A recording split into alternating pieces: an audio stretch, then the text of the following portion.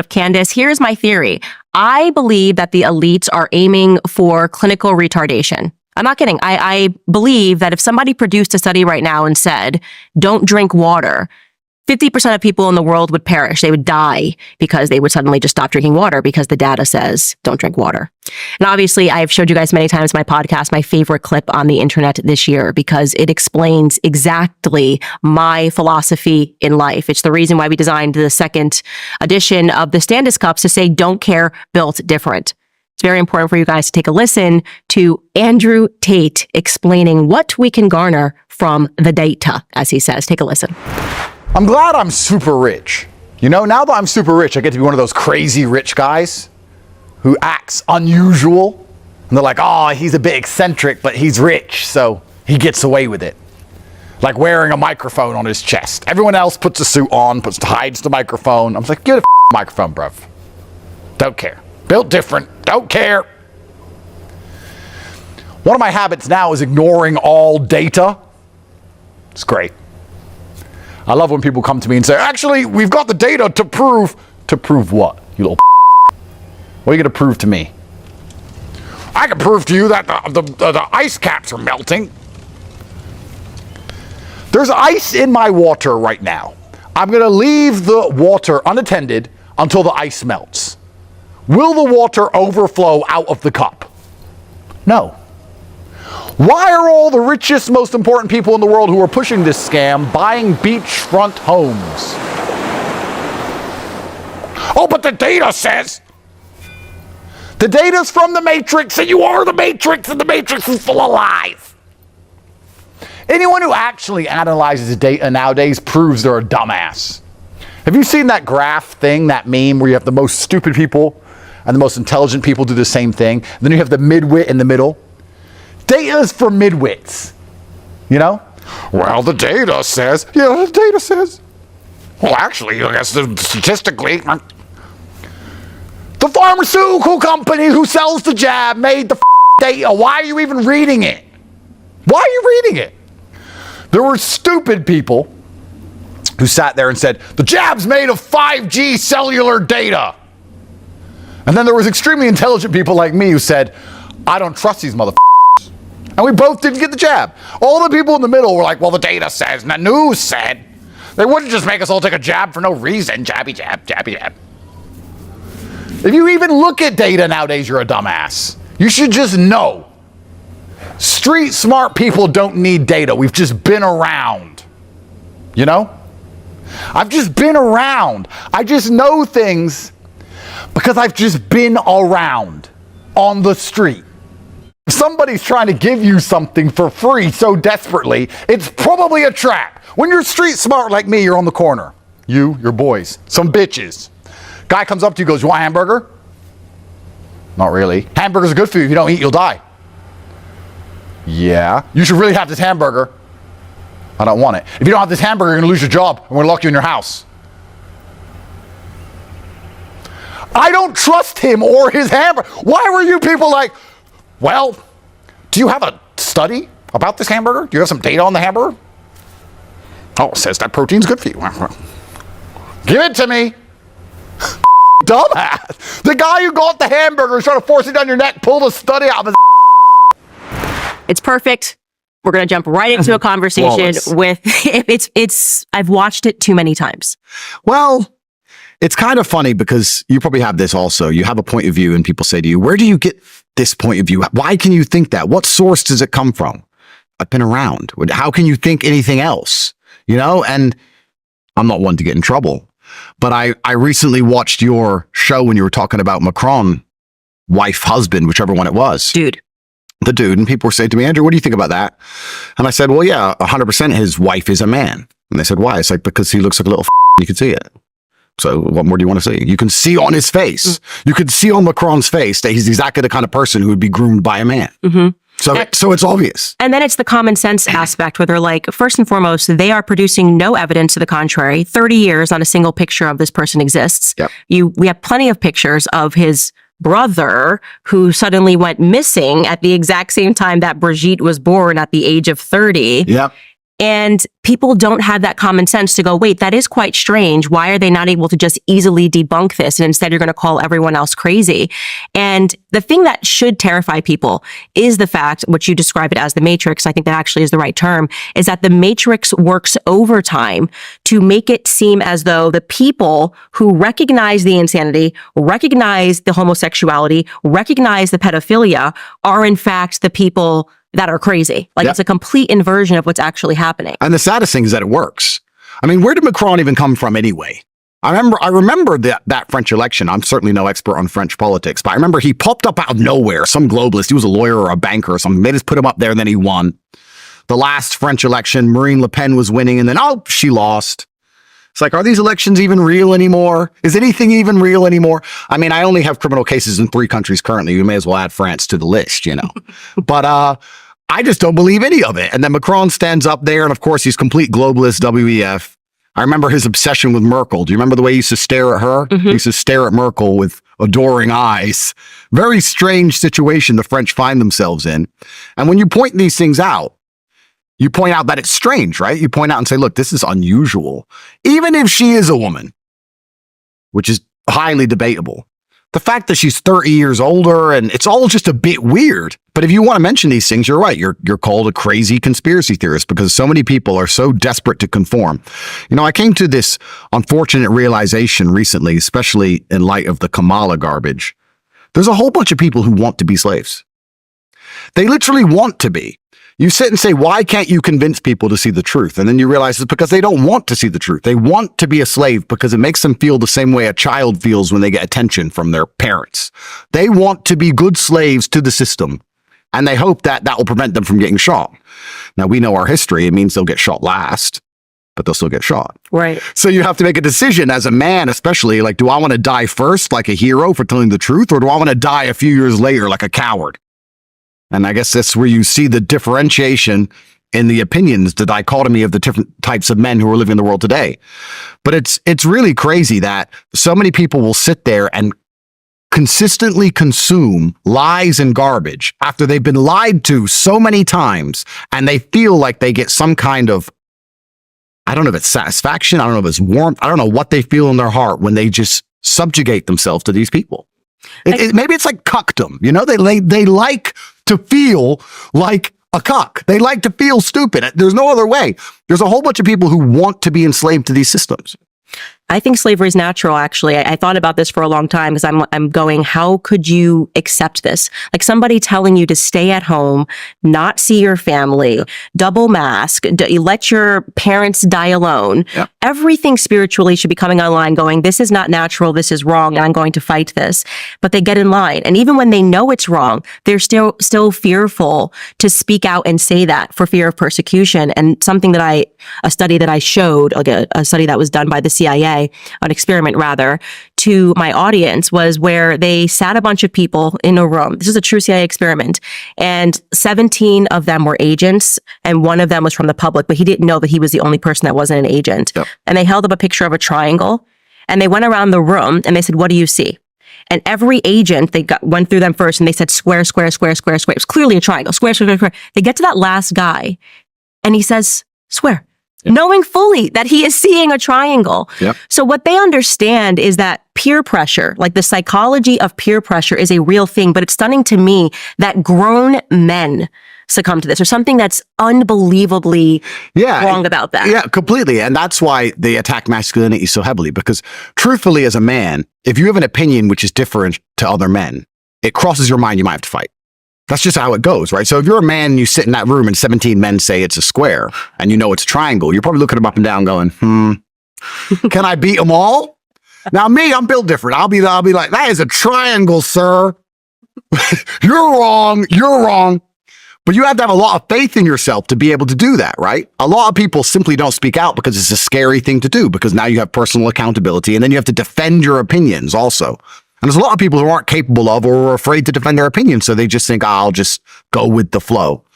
And that's the actual mess we're in. I don't think the mess is so much conservatives against liberals or the sane against the insane. It's this ether in between of people who are just like, it doesn't matter, and I'm not interested in politics, and they're just going along with the system, which is probably the largest contingent of the populace, and they're just allowing this clown show to continue for as long as it's continued. And I don't want to be a conspiracy theorist, but ever since 2020, I don't believe any of the elections are fair at all. I don't believe that any of the people in charge have our interests at heart at all. I believe it's a massive racket where everyone is just stealing. I believe if you speak against the system, the Matrix is going to come and they're going to use lawfare to try and destroy you. I said on a podcast I did 7 days before Trump's assassination attempt that there's no way they're going to let him win. Then his assassination attempt happened. Thank God he survived it. That was a miracle in and of itself. That's been memory hold now. That's been disappeared from the internet. Don't know if you saw this morning. All of the references between Bill Clinton and Jeffrey Epstein have been removed from Bill Clinton's Wikipedia page a couple of days ago. So that's gone. Nothing's printed anymore, right? So they just changed the typing. And you try and talk about this with people. There's people who understand you. There's people who disagree with you who are mentally unwell. But unfortunately, there's this huge contingent in the middle who are just like, yeah, I don't really know. And I don't know. And I'm just going to go do as they say. It'll be fine. And they're so perma-distracted with garbage. And that's, I look at like a festival, for example. I'm not anti-music, but I look at a festival and I see people in the festival and they're all screaming and jumping up and down. I'm like, if you had half as much passion for the freedom of your children that you do for this song you've heard 10,000 times, we'd be in a much different position. But they've managed to placate the entire population, and which is actually a really interesting thing. You have to sit and think, how did they make us all so placid? How has everybody just been eunuched to the point where they're sitting there going, oh, well, I can't see my parents. I can't leave my house, but it's fine. It's truly incredible. It's actually quite a remarkable thing they've managed to do. And as they turn on the PR machine once again, they've turned on the machine for Kamala. Nobody liked her. Nobody. Not even the liberals liked her. Not even the biggest Joe Biden fans liked her. They were all saying she's no way she could win. And here she is, the most loved person on the planet, like 2 weeks later. It's just incredible to me. They could do COVID all over again, Candace. They could do it again. I know. Isn't that scary? Yeah, it's very scary. And that's why I go back to this like peer pressure thing. I basically now, when I meet people, I want to know who they were in high school. I think it's the most significant time in your life. I want to know who you were in high school, because it's somehow you see that their characteristics, they just reemerge later on in life. And right now what we're fighting is a system of losers, right? Who are writing their articles feverishly. They hate people that have confidence. They hate people that are self-confident and are not going to, I said that the data says this and I'm smart and I went to Columbia. I don't care if you went to, I literally don't care. You are the dumbest person. I would never follow you, right? You couldn't lead a marching band, right? And somehow you think that writing articles in the Daily Mail, calling me names, case in point, New York Times former writer Barry Weiss. Candace, it's that insane. You are you're like a weird loser, lesbian, can crawl in a hole. Literally Barry Weiss, you could crawl in a hole and die. I could care less. And I say that knowing that there's going to be, how could you say, literally she could crawl in a hole and die. You think you have the authority, right, to tell people that I'm bat insane because I won't get in the line in the same way that you've gotten in line with the system your entire life. Like you're a Zionist, bought and paid for Zionist, and your job is to convince Americans that never-ending war, while we can't afford groceries, while people can't afford to put gas into their tank, is something that they should just subject themselves to because there's some higher moral purpose that really just serves you and your superiors. Whoa, you don't think Israel's your number one ally? It's the dumbest thing. People just say stuff, and that's how you really know that everyone's a bot. And I say this even against, people who I've had respect for in the past. I really see it because they say stuff that doesn't even make sense. It's like 6 feet social distancing, save lives. Israel's our number one ally and friend. Why would you even make that statement? That's an objectively on its face stupid statement to make. They just repeat it. And you're right. They don't think about it. So let's think about it for everyone at home. Let's think about it. Someone comes up to me, Andrew Tate, Israel is your number one ally. I said, well, they never paid my rent. So they're not my ally. They don't cut my grass. But what do they do for me? It turns out nothing. So who are they allies to? Well, are they allies to the government, who are also, it seems to be, my enemy? Are they allies to the people who I don't trust? When those senators who are robbing everybody and stealing all of the money and inflating the currency stand up and say they're our number one ally, maybe they're your number one ally because you can get an Israeli passport and disappear and hide because you're a pedophile. Maybe they're your ally, but they're certainly not mine.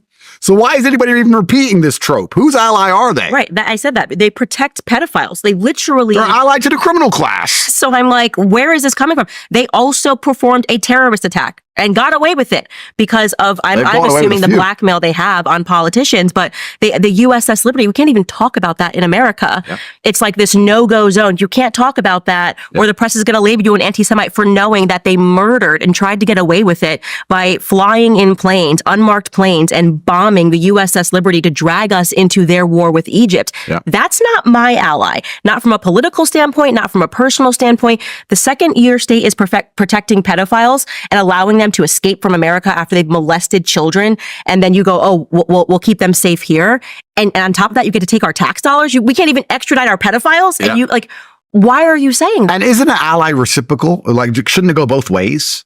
Like, what do they do for us? I understand we fight their wars for them and we protect them and we give them weapons and we do everything they want. That's fine. They're surrounded by enemies for some reason. Nobody seems to like them. That's fine. What do they do for us? Ever? Anything? Ever? It's really... No one can tell you. No one can tell you. And then, of course, people are so emotionally invested in the idea of Israel. When you mention these things, they just repeat that trope. Well, they're our number one ally. It's like, I think you need to first understand the word "are," who "are" is, and secondly, understand the word ally, because ally is supposed to go both ways. And this is just one of the many different pegs in the system, which now X is free. I have to admit, I feel like people are starting to realize and wake up a little bit about a lot of subjects. And Rumble is out there, and obviously you've got your own show, which is amazing. But it's one of the cogs in the machine that I hope slowly start to break. And I was actually very optimistic until about 2 weeks ago when this Kamala crap started. And I realized that we're really not as far along as I thought. There's still so many people who will just march step into oblivion. And I mean, I would hate to be labeled a misogynist. That would be terrible. You've never been called that before. I don't know if I'd ever survive. No. But my view on the world is pretty simple. My view on the world is that you can't have loyalty from somebody who's weak. Because weak people, even if they have the best intentions to be loyal to you, they can always be intimidated, or they can always be primarily intimidated. But when it's down to save their own skin because they're weak and they're afraid, they're the kind of person who will turn on you. I don't trust weak people. I don't have weak people around me. I don't like weak people. And the fact that Kamala can't even string a sentence together means that when she gets to calls from the shadow figures about how the world's really going to work, I just can't see her standing up for the average American. I can't see her saying to whoever calls that phone, who's really in charge of things, who've been running things for the last 4 years because Biden doesn't have a clue what's going on, and they say this needs to happen. I just don't see her saying that's bad for the American people. I just see her saying, oh, well, you know, what did Trump say? The bus, that's what buses do. That's it. So it doesn't even matter what she says. It doesn't even matter how well-intentioned she is, which is, again, arguable because I don't believe she is. But because she's such a weak person, she's just going to be stood up there as a puppet, and she's going to be played. And it's scary because I truly believe if Trump loses this election, it's over for America. It's over for the Western Hemisphere. It's done. All right, guys. Interrupting this conversation very briefly because I have some exciting news. You know that I love Good Ranchers. They've been a great sponsor of this show. They are supporters of freedom of speech. And guess what? I've teamed up with Good Ranchers to create my own box. You can now go to goodranchers.com and you can get the Candace Owens box. I work with them to curate all of my family's favorite meats. We've got New York strip that you'll get in the box. You're going to get pork chops in the box. I am telling you, I am very excited because now you get to order the Candace Owens box. Here's how you're going to do it. I've written this down. You're going to go to goodranchers.com/Candace and you're going to buy the box today. You can try it once or subscribe and save $25 on every box. Plus, subscribers will get their pick of free protein for a year. So every box comes with more delicious meat. You guys know it's American made. It also supports farmers. It supports ranchers. It's just a great American company. You already have to eat dinner, so why not do it with me at Good Ranchers? Again, you're going to go to goodranchers.com/Candace and purchase the Candace Owens box, New York strips, pork chops, and my favorite on the grill, Wagyu burgers. Go to goodranchers.com/Candace today. I actually want to ask you a question about two people, because right now what's happening in America is the MAGA party is actually infighting. The Groypers have declared war on the MAGA party, but on top of the Groypers, people have spoken out, myself included, to say that obviously you survive an assassination attempt, you're going to come out of it different, you know? And so I wanted to give Trump that runway and expect that, like, you got to be feeling a little bit differently. But it doesn't feel to me like the same Trump from 2015. And obviously he's the better candidate. I want Trump to win as well. But it does seem that now that he's accepted money, that he can't be as hardcore about certain topics and certain issues as he was back in 2015 when there was no chance he was going to win. You know, allegedly no chance he was going to win. And also nobody would give him money and no one would give him any airtime. And now it feels like, I don't know, like they've kind of, I don't want to say like buck broken him, but there's definitely a lot of consultants around money kind of always being the root of lies and evil and I believe lies by omission, not saying things that you would say because, oh, well, this person just cut you a $50 million check. Yeah. So I maybe stay away from that subject because that person is, you know, from Romania and these are the Romanian interests. So, you know, good country choice there. Yeah, it's a great country choice. Yeah, smart. I'm a fan of Trump. Obviously, I hope he wins. My view on it, if I had to guess, and of course I have no data to back this up, I've just been around. Trump ran with a scorched earth policy and he got into power and they tried the whole Russiagate garbage. And I think Trump actually, in many ways, was very soft in his first administration. And he believed to a degree he could reason with these savages. And he thought that, you know, I should put Hillary in jail. I should do these things, but they'll take Trump Tower off me and they'll hit me with endless lawfare and it's going to be a mess. And I built this whole conglomerate of real estate and money and I'm still American and my kids live here. And if you really declare war with the deep state on that level, my children are going to end up in trouble. And there's a whole bunch to consider. So he tried to be nice to them. And then he realized that doesn't work because they rigged the election. When he left, they rigged the election. They keep hitting him with lawfare to try and stop him being president again. And I think there was part of his mind that said, you know what? I'm really going to get back into administration and teach these guys a lesson. And then I think something happened. Someone came along at some point, and I think perhaps that deal was done. And they said, look, you won't go to jail. Trump Tower will stay standing. Your kids will be safe in America. Everything's going to be okay. But you're going to have to bend on these few things. And I think that perhaps, I mean, fatigue makes power. Napoleon said it, fatigue makes cowards of us all. And he's certainly no coward. But it's amazing how daily war can grind you down. I can talk from personal experience. After 3 years of every single day you're fighting, and that's what they do. They know that you're too powerful a person to take out with one hit, so they just, it's like hyenas on a lion, you know, and they just bite. If I had to guess, I'm still praying for a Trump victory. I still think he's going to be the best president. I still think he's going to do his very best. I just feel like somewhere along the line, something has been agreed to prevent post-presidency or post-death for his empire and for his children. There seems to be some kind of deal somewhere. Again, I have no data on this. I've just been around. I feel like, I mean, you look at the streets. Let's talk about the streets, right? And the gangs, and they're out and they're all killing each other. And then eventually you see one gang member walk past another gang member and they don't kill each other. And you're like, something's been talked about now. It was different before. And it just kind of feels that way to me. I don't know exactly what the deal is. I'm not even going to say that I blame the guy for taking it. But some kind of agreement's been made, I feel like. I feel the same, and I'm wondering if you do as well. Elon Musk seems a little bit different too.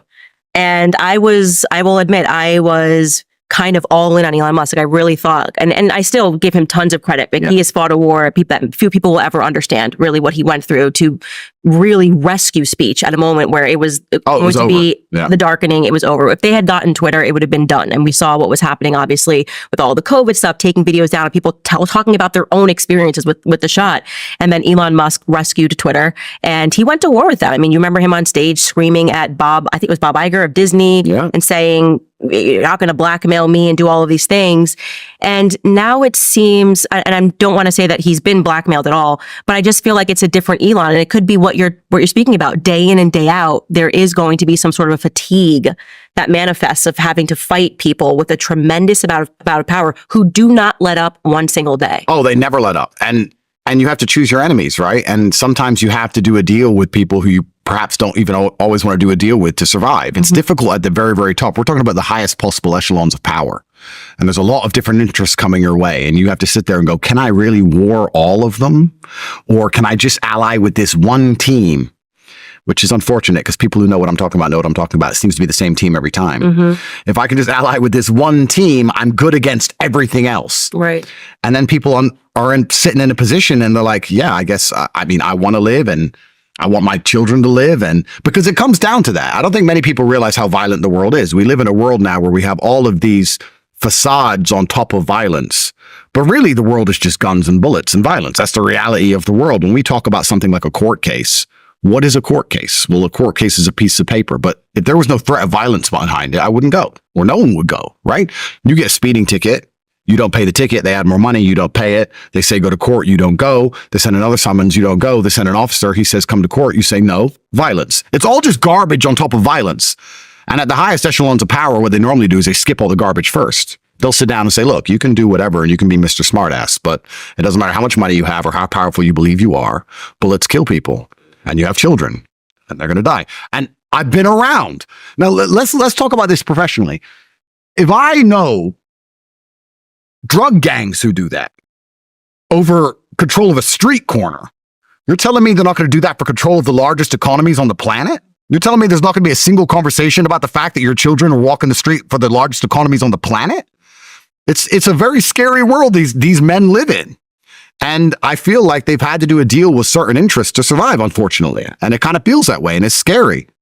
And then you end up looking at your own position and you're like, okay, well, I do run my mouth a lot, but having a political view and having actual power are different things. These people have actual power to press buttons, and those are the ones they have to keep their finger on. So it's. I don't want to say anything bad about Elon. I really agree with you. He truly saved the world. Mm-hmm. But it's just a hypocrisy in so many people's views. You know, I talk to people and they're anti. Let's say the UK right now, where they're locking down everybody for telling the truth about the immigration. And they understand that the native people of the UK want to keep their country British and they want to protect it. And they completely understand that. But then they're against Gaza. And I'm like, to me, you either believe in people's ancestral right to their homeland and to defend it, or you don't. But people seem to always have this hypocrisy on certain issues. It's very interesting. Well, that's psychology too. And I spoke of that on my show. And obviously I've earned the full ire of the mainstream media. And I don't care, because for me, and that offer was there. I mean, it was very clear to me that this is the one issue. If you don't talk about, well, you can maintain a comfortable life for you and your kids. But I just didn't like how many times I kept finding in the history of Israel and in the president of Israel defense for pedophiles. It just didn't work for me. Like, that Zionists were so hardcore about Israel, were defending pedophilia. And I pressed an accidental button when I started speaking about Sigmund Freud. The Freud family is what created propaganda. Edward Bernays, the Freud family is what created PR, the biggest PR firms in the world. And they just keep coming up with pedophilia scandals. Clement Freud, pedophile. Sigmund Freud, pedophile. His father, a pedophile. Defending his friend, William Fleece, a pedophile. And when you can then trace that, and it's funny you talk about the streets, these were people that were weapons dealers and drug dealers that then started Hollywood, right? They started Hollywood. Charlie Chaplin, a pedophile, who was under one of their thumbs. And you start realizing when you speak to people in Hollywood and they start speaking about the fact that there's so much pedophilia that's always taken place throughout Hollywood from the 20s, which you could say was the golden age that really Hollywood got established, all the way through to now. The ADL got started defending a pedophile. Mm. So to me, if this state is going to be on the side of pedophilia, and for whatever reason people keep turning the other cheek, that everyone who supports this state seems to be okay with the pedophile origins, the ADL is now involved in our government. We know that a lot of these people in our government are being blackmailed. I wonder why. I personally, you want to hear my conspiracy theories, I think pornography websites are basically, they're able to figure out what your demented interests are. So these people, they're making you more and more perverse, more and more perverse. Suddenly you're watching some weird stuff, and then they got you watching some 12-year-old girl, whatever it is. Boom, you're under their control. And I think this is what Jeffrey Epstein, all of this stuff is about, getting men who would be in positions of power to acquiesce to some pedophilic pornography, and then they're under their control. I really believe that. I think you're right. And there's two things I'm going to say. First, I'm going to say they've checked my hard drives. And I love to say that to everybody who says, Andrew, you're a human trafficker. They've literally checked my hard drives. For the last 4 years, my hard drives have been checked. Check the hard drives of 99% of people in the mainstream. Go check their hard drives. Here we are, 4 years into this human trafficking garbage. No one's even seen a video or a picture of a single woman claiming to be human trafficked. Mm-hmm. Right? It's completely insane. Secondly, you're right. There's also a psychological component, which I think ties into the masculine, because men are built in a way where we like to show dominance, and you show dominance in many different ways. But one of the ways you do it is by having access to things other people can't have access to. So I feel like if you get these losers and then you put them in a position of power for the first time in their life, and then you tell them that nobody's allowed to be a pedophile, but you are, that actually makes it more tempting than it was before. Not because of the pedophilic interest. It's because they're allowed to do something others can't do. And that's a power ego trip, which once again makes it more appealing. It's kind of interesting how the male mind will work. But I know if you take an idiot and you give him some power and say, you can do this, but no one else can, he's going to be tempted by that thing no matter what it is. I mean, that's why men do a lot of things. That's the reason we buy fancy cars. Is it really the car, or is it because other people can't get it? That's the whole point. It's the peacocking. It's like, look what I can do. And amongst their perverse social circles, I guess it's a badge of honor to a degree. Mm-hmm. And then we're also going to talk about the fact that a lot of these men are not particularly attractive and haven't been attractive their whole lives. Like, I have another theory, and once again, I have no data at all to back this up, but I find it very interesting that it's Western politicians which are primarily caught up with these things. Primarily. You know, like you see a Russian billionaire, a Russian oligarch, whatever, and he has a wife, and then he gets caught cheating with his girlfriend. He has some girlfriend somewhere. Cool. And then we'll be like, that's terrible. Yeah, cool, it's terrible, fine. But then what do the Western politicians do? They walk around with Michelle. They walk around with their wife, and then they get caught on islands. So, like, is that any better? Well, like, why is that are worse? Western politicians gay? That's another thing, and that is what kind of leads me to believe that a lot of these people are being blackmailed and that they're being selected for these positions. I mean, Emmanuel Macron is a homosexual. There's no question about that. Zelensky is a homosexual. Yep. You've got, I was going to say, I almost said Fidel Castro. Trudeau, Fidel's son. You got Trudeau. He's a homosexual. Yep. Barack Obama was a homosexual. Yep. And then finally, when we get in the West, a president who's definitely not a homosexual, Donald Trump, they just freak out. They completely lose their minds. This guy cannot be president. He's not allowed to be president because there's no aspect of the most extreme form of blackmail, which is like, if we know that you have engaged in pedophilia, that you've been involved in any of these weird sexual scenarios, we can control you in office. Yeah. And there's obviously the deep state thing is not a conspiracy theory. It's part of the reason why they didn't want Tucker to conduct that interview with Putin, because the first thing Putin said is like, I don't deal with your president. I'm dealing with the CIA. Yeah. Right. That is the deep state. He's like, the president, I don't talk to him. The CIA is who's controlling your nations, which means that our democracy, the republic, it's an illusion. Yep. Oh, 100% true. And when I say things, I don't, obviously exceptions disprove the rule. I talk in general, but in general, it is the masculine which protects the society in general. And in general, feminine are more accepting of certain things, and gays are closer to the feminine. So we say that we have men in charge. None of these people you named are men. None of them are masculine. There's nothing masculine about them. The true masculine essence is being prepared to die on a hill. And the number one thing we died for since the dawn of human time was our land and our women and our children. That's what we died for. And the reason we were prepared to die for them is because we know we could never be assimilated into another tribe. If there was another tribe on the other side of the hill, even if they outnumbered us 10-1, we knew that if they managed to get into the village, we were dead. The women can assimilate into their tribe because the women can join their tribe and have children. The women will be taken. We die. So we're prepared to fight. So the masculine essence, truthfully, is to be able to stand up against an army you can't beat and fight to the bitter end. And that's why they don't want anyone masculine in power, because then they can't be influenced. We just talked about those shadow figures making the phone calls. We don't want anyone who sends their like Trump and says, no, I don't care. That's not how this is going to go. So they like weakness. So even the idea of having a man in charge, all these people we just named aren't men. They're homosexual, which brings them pretty much close to girls. And when I say girls, not in a negative, insulting way, I'm trying to explain the feminine mindset of we can assimilate with the enemy more than we must fight and die on this hill with the enemy. And that's why they're doing it all. And you're right. It's certainly a coincidence. And it's also an extremely interesting coincidence that, global homo LGBT, that is the culture of the West now. It's the number one thing you can't insult.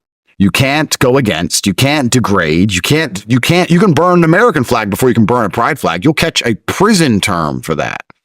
It's truly the new God. You can insult Jesus all day long, but you can't insult LGBT in a Christian country.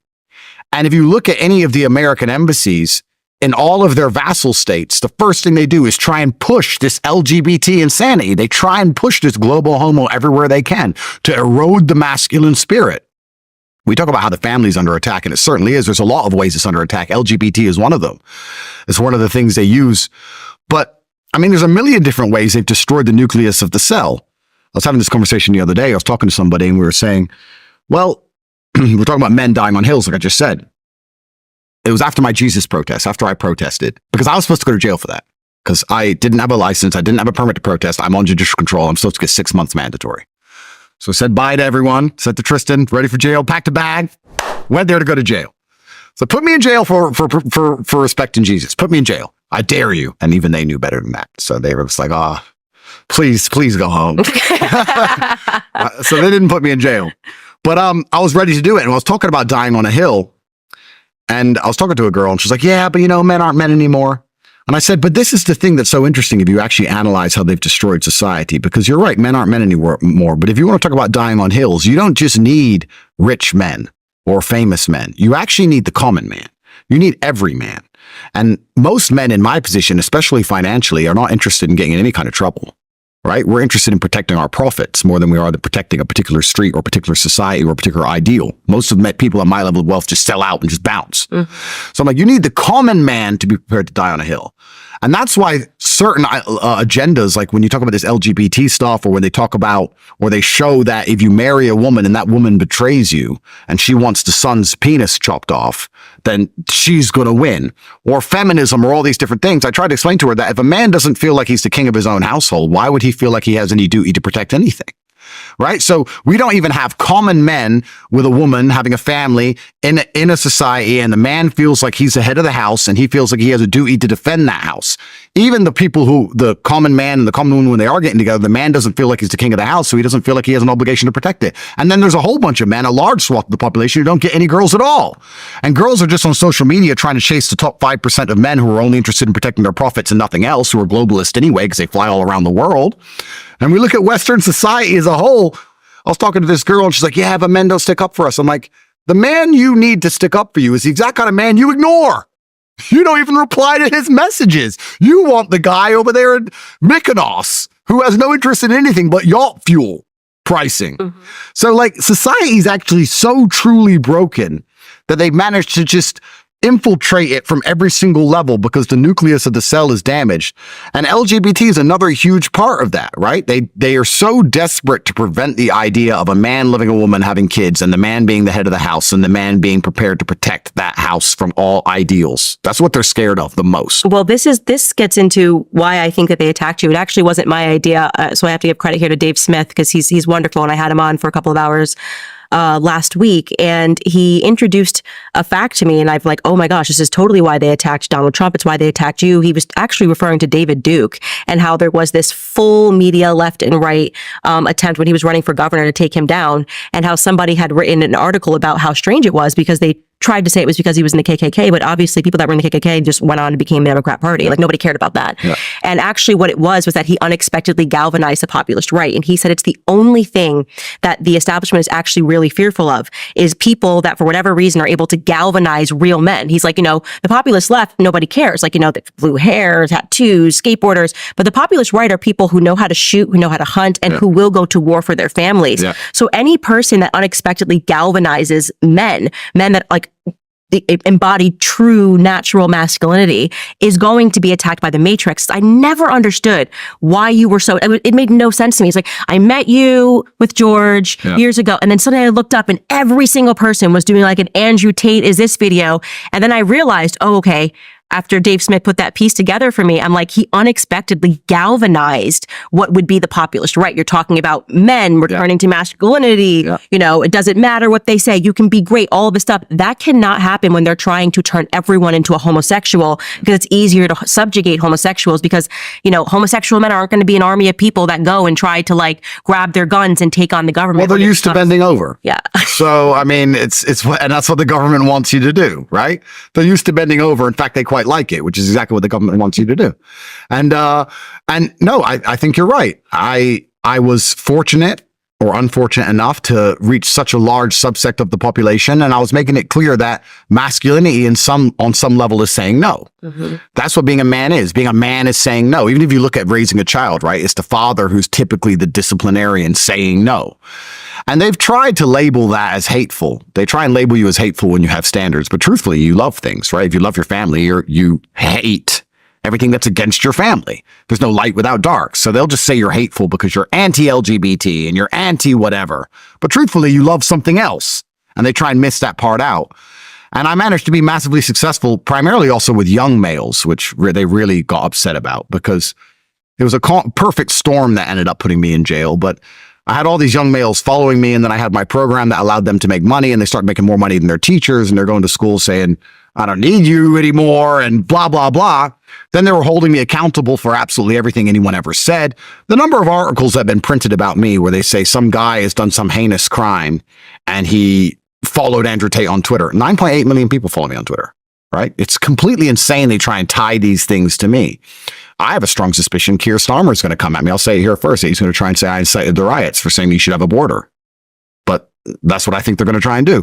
Everything is automatically my fault. The Matrix is just out to get me. There are people in rooms in 3 or 4 different countries who are just sitting there trying to find a way to put me in jail. It's kind of scary. But yeah, I guess there's no light without dark. You can't cast, you can't shine bright without casting a shadow. And my basic message has always been, the true essence of masculinity, which is saying no and not being afraid to be that person in the room who disagrees with the 17 people. You know, that's what it's truthfully about, and that's what they're scared of. And they want you to instead bend over. And I don't think many people at home actually understand how, you say you've been around. COVID was a perfect example, but there's a lot of examples of it. But when you've seen enough of life, you see how power corrupts people and how evil people can actually be. I think the large swath of the populace who are just slowly going along with all of this, they don't believe that people are inherently evil. They're like, oh, well, I'm not evil. And why would they do that? I heard that all the time. Why would they make us get an injection if it doesn't help us? Why would they? Why would they? I don't think they understand the true dark hearts that come from a man who just wants to satisfy his ego. There are people out there who just like to laugh. They like to laugh at you wearing a mask and injecting yourself with poison. They thought it was funny. And power absolutely corrupts. We're run by these people in the world now. They're born into these families, or they're so corrupted morally, but also financially. Money's not even real. We talk about a lot of things. People say, oh, it's all about the money. And I say that is such an optimistic view that you believe it's all about the money, because it's not about the money. It's about controlling people, and it's about destroying their spirits. It's about destroying their souls. These people print money. Mm-hmm. Why do they need money? They print it. They don't have to make it. They just press a button. If you think they're doing things for money, then you don't understand how deep the rabbit hole goes. They don't actually care about money, which is why they destroyed the whole economy in the first place. They don't care about money. What they care about is making you comply. For the same reason a loser becomes a police officer. They're bullies and they're cowards and they have no actual innate power and they're empty inside and they don't believe in anything. And they want you to comply. They want you to obey. They want to intimidate you so they feel like they're something. That's why weak people in charge are so dangerous, because we all see what they do once they're weak. I saw Keir Starmer's stupid face. Put me in jail. I saw his stupid face standing up there. Oh, we're going to arrest everyone, trying to act like a tough guy. I saw the weakness in his eyes. I know what kind of person he is. He's not a good person. And he's saying the people of the UK are not allowed a point of view anymore. You're not allowed to speak. Full Stasi. It's incredible. It's actually quite scary. Yeah, and what's interesting too is there were a ton of studies done there at the globalists, even at a certain point, and I am talking about the reason why Sigmund Freud, despite the fact that he was a pedophile and protected pedophiles, is still taught in the classroom, is because he is considered the father of psychology because he gave them this award, and he was actually a Kabbalist, and so he worshipped the Jewish Kabbalah, and the Zohar was his book, and so he basically trained. And they ran these programs to even see how they could create a psychopath, right? And how they figured out that they could create a psychopath was molestation was a component of this, like molest them from the time that they are a child. Yeah. And so I don't think people understand that if a man was raped when he was a child and then was exposed to all of these other elements and then becomes a world leader, he has an element of psychopathology that has been intentionally bred into him. Yep. And he will do things in a way that you will be shocked. People talked about how Emmanuel Macron during COVID, the French people were saying like they realized he was a psychopath. Yep. Like there was something he was getting, like there was a sadistic element in nurturing people in a way that, for example, if you had a woman with a family, this is why even saying like women should have families before you allow them to go climb a ladder, they are removing these aspects that are natural where you're going, oh, maybe I shouldn't torture these people and let these people die alone. Well, these leaders don't think that way. Like you have to confront the actual evil that we are facing. Like this is a cult of people and they are literally deriving pleasure from your pain. Well, let's talk about let's use some historical context. We're in the country of Romania. So Dracula is based here in Transylvania. Dracula is based on Vlad the Impaler, which was a man who had a castle about 3 hours from here. And he was famous for impaling people. He'd put a spike up one hole and out the other, and he'd impale them and stick them out on the streets. And what he was doing is when he was fighting the Ottomans, every time he'd kill an Ottoman, he'd impale him. But the Ottoman army outnumbered his 6-7 to 1. So he decided to try and scare them. So he went into local villages of his own people and impaled them. And just stuck them on sticks and just put them all along the road. So when the Ottomans started marching, they'd march for hours seeing all these impaled people. He impaled people and chose impalement and got pleasure from impaling people because he was molested as a child. Because the Ottomans, when they got hold of him, sodomized him. So when he became the leader, he thought, I'll show you all a lesson. And he impaled everybody. That was his thing. Yeah. So that exactly what you just said. Exactly what you just said. These people are morally corrupted. And if you sit there and think that these leaders have any interest at all in you, it's kind of interesting to me. People always say, the politicians are so stupid. And once again, that's a very optimistic view. They're not stupid. They know what they're doing. And you are confused and you think they're stupid because you think they work for you. You think, I hired the politician. The politician's my representative, and he's going to go there to represent my interests. And when he doesn't represent your interests, you think he's dumb. No, he works for someone else. He uses this whole "you can vote for me" democracy garbage to allow you to accept him sitting up there and doing the opposite of absolutely everything you've ever asked for. There's not a single politician doing anything any of their people have ever asked for, nearly ever in the West. They work for someone else. They work for shadow lobbies and hidden interests and big money and banks, and they work for a completely different team. They're doing the exact right votes. They're voting exactly how they're supposed to. They know they're doing their job fantastically. Your confusion is you believe they give a shit about you, and they never have, and they don't. And we could talk about all of this, like I said, philosophically, but it's very interesting because the world is cyclical and everything goes around in circles. You have a king who's in charge of his empire, and after a while, the king's son he's still a good king, but he's not as good. And then the next king's son has just been too spoiled and everything becomes decadent and you don't want them to be king anymore. And there's a revolution and you fight for democracy, and then democracy comes and there's a fantastic democracy at the beginning and everybody cares. And 3 or 4 generations later, everyone's just robbing and stealing as much as they can and nobody cares about the population anymore. And now you have people inside of America who would very happily put Trump as king for the rest of his life and put his son in charge, and then you go back to royalty. It's like the world is cyclical and nothing lasts forever. And when I talk to Americans, especially, they don't have this concept that America can fall. They're like, but what will happen to America? I'm like, it's going to fall. I'm like, what do you mean it's going to fall? Nothing lasts forever. If you lived in Rome and you had these beautiful Colosseums and these marble arches and you're wearing your robe and you had all your slaves and you're eating grapes, you can't ever imagine it on fire. One day you woke up and you looked out at Rome and you were like, no way. This is the world. This is the civilized world. This is Rome. There's nowhere else. Still burnt down. That's what happens with decadence over time. And everyone talks about the fall of Rome and we compare it to the fall of the West. And there's a lot of similarities. The fact that the native men grew decadent. They didn't want to go to war. They didn't want to protect it anymore. They decided to open the gates to the barbarians instead to prevent them from setting everything on fire. They said, y'all, you can come be Roman. They came in, were dissatisfied with what they had. And before you know, there's an internal rebellion and everything burnt. And it's really interesting to watch America as it is now. And the answer to all of these things, it starts with masculinity at home. But I think the reason they actually fear Trump so heavily is not because he's going to make any large policy changes, because they still have their fingers on all of the strings. And even if he makes a change, they can change it right back. They're scared of the culture shift.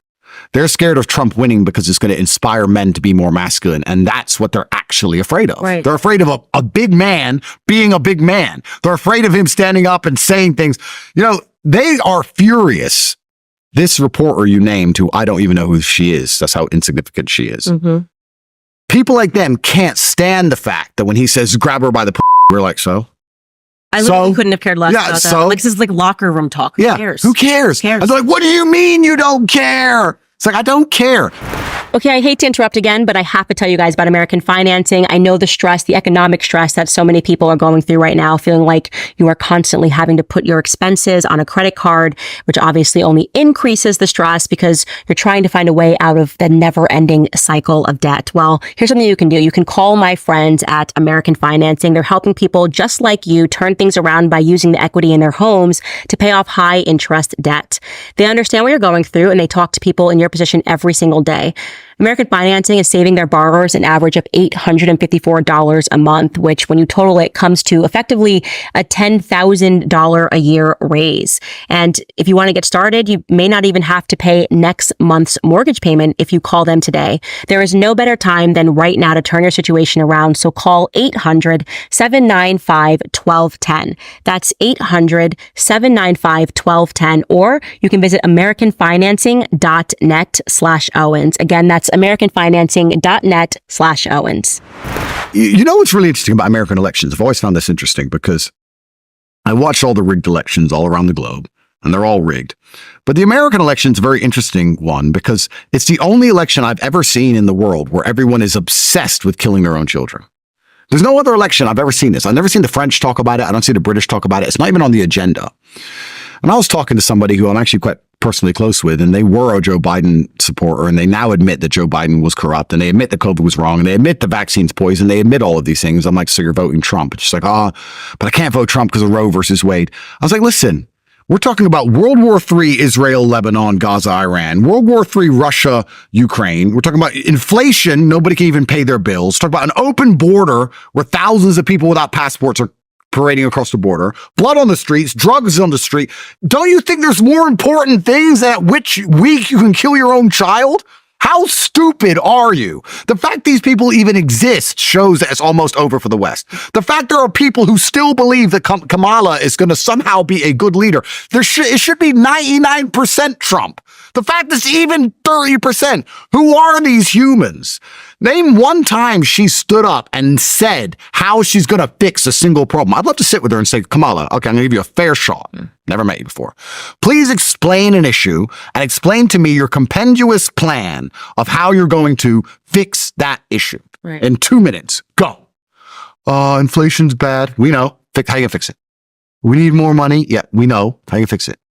She can't even answer a question. And there's people out there sitting there going, yeah, she's good. Why is she good? Well, she's a woman. Bro, it's so over. It's so incredible. It's incredible how just psyop people can be. Mm-hmm. It's scary. Well, that stuff is what's bred in the classrooms. And that's why I really do believe, there's no question, like our education system, even from kindergarten, was established by communists.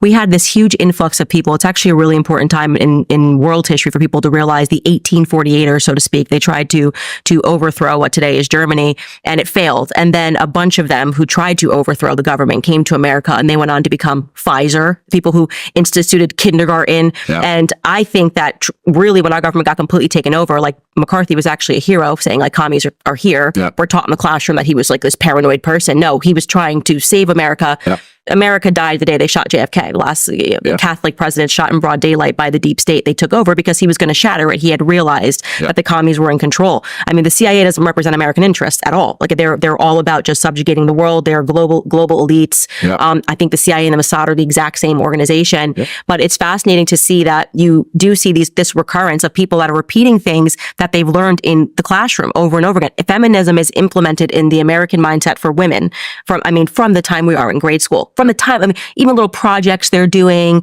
like to try to basically let them know that the most important thing is standing up for female rights. And so there are these like childhood traumas that they hit on when they say like, oh, abortion. And you're like, oh, and in high school I was taught like, that if I don't fight about this issue and the state's going to control my body. It's completely made up and it's a nonsense, but it's psychological conditioning that's hard to break because it happens when you're a child. In the same way that those studies proved, you molest a kid, then for life you can kind of create this person into a psychopath. And you will see that there is a thread between men that have been molested and they do become psychopaths.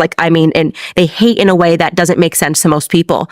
And it's the same thing for these women. Like these feminists don't even realize it's like a childhood trauma. They made you watch some movie in health class and told you that your rights are going to be taken away unless you're allowed to kill your baby. It's a nonsense. It's insane. Bro, the state's going to control your body, but they'll get the injections. Same people will get all the vaccine injections when you talk about controlling your body. Mm-hmm. You're right. It's a massive logic fail. And I mean, like I said, misogynist, blah, blah. But feminism is one of the most destructive mindsets they've installed in the entire population because feminism prevents birth rates. And I mean, you can argue about 100 different things, but you'd like to agree that if you have a population, the population needs to sustain itself at least, right? You'd say if you have 1,000 people and you want to have a civilization of 1,000 people in 200 years from then, they need to have children. We could all agree that population is important, right? Feminism is extremely destructive to that. It's destructive because it makes the women not want to have kids, but more importantly, it makes men not want to have kids with the feminists. You can't tolerate them. They're intolerable people. They're the worst possible people. I think men build and protect society. We're certainly building it. We're failing to protect it. But women have the magic. Women have the ability to reproduce, and birth rates are falling. It's kind of interesting. You look at why the borders are open or why all these people are flooding into the nation, which is thinning the culture. We'll talk about that in a second. But I guess from a macro and a micro, you look at things differently. Like if you look at these two cups close up, you can see they're very different things. But if you look at them from space, they're just two cups. And I think the people who are in charge of the world are saying, okay, well, birth rates have been decimated. That's being done. You could argue purposefully because they want to get rid of, we talk about the white replacement. I don't think it's so much about white people. I think it's about entitled people. I think they don't like that the average Westerner now wants medical care and sick pay and holidays, and they don't want any of this. They want to get rid of all the people who have standards for themselves and their quality of life, and they want to replace them with second world and third world slaves who will just work endlessly. That's what the globalists want. So they're trying to remove, by destroying the birth rates of the native populations because they have standards for themselves, and they're trying to replace them with people who they believe will just do endless work forever. Turns out that's not the case. A lot of them don't even work at all. But from the macro, it's just person. To them, they're the same. If you're living inside of that society, you understand it's not the case. You can be a Christian from a particular area or a particular ethnicity, and your town's always been a certain way, and you have someone come in from a completely other side of the world with a completely different mindset, completely different view on society and how they should function, and your society is being degraded. But what's the answer to these things? Well, the answer to these things are women need to have children. If women won't have children, it's over. I put a tweet up that really pissed off white people. I don't know if you saw it. And they got really mad. It went super viral. I'll send it to you. And I was saying to the white people that it's over. I was saying the white race and all you Christian crusaders and white people and everyone who's sitting up and talking about how important it is you need to restore the West to Christianity in this white ethno state, and Nick Fuentes and all these people. And Nick will actually agree with on a lot of things. If you're not having kids, you don't have a future. Mm-hmm. If you're not having children, you don't have a future. That's the bottom line of it, right? So they talk and they insult these immigrants, which I completely understand why they do it. They're like, we're going to have mass deportations, which is a fantasy. And they're saying, we're going to keep our countries for us. No, you're not, because an immigrant turns up and has 7, 8 children. You're paying for it with your taxes. And you can't convince your wife to have more than one because she wants Chanel bags. Well, then how do you going to have a future, right? You can argue whether it's the weakness of the man. I don't know if it's the weakness of the man or if it's the feminism that's inside of the woman. I don't know what it is. But I even just started doing this experiment when I wrote that tweet out. I was like, how many white families, pure white families do I know, outside of the Mormons, they do all right, that have more than 2 or 3 kids? There's hardly any. So you could talk about the replacement of white nations. Yeah, it's happening because there's no native birth rate, and that's down to feminism, and that's down to this whole gender dynamic being broken. Well, they're also trying to convince women to act like men and for men to act like women. I mean, even straight men are homosexual. That's how I feel. Even men that are straight, I'm like, but you act like a homosexual. And it was one of those things that people were asking me. You know, I didn't actually feel like, and this is kind of surprising because it was the UK, that I even met real men until I went to the UK. Like, it was very hard for me in America. I will say, like, I was in New York City, so there's obviously homosexual straight men, you know what I'm saying here. And then I get to the UK and then I meet my husband and, like, he hunts, he shoots, he knows how to skin an animal. And I'm like, okay, that's what I want. Like, I want a masculine man.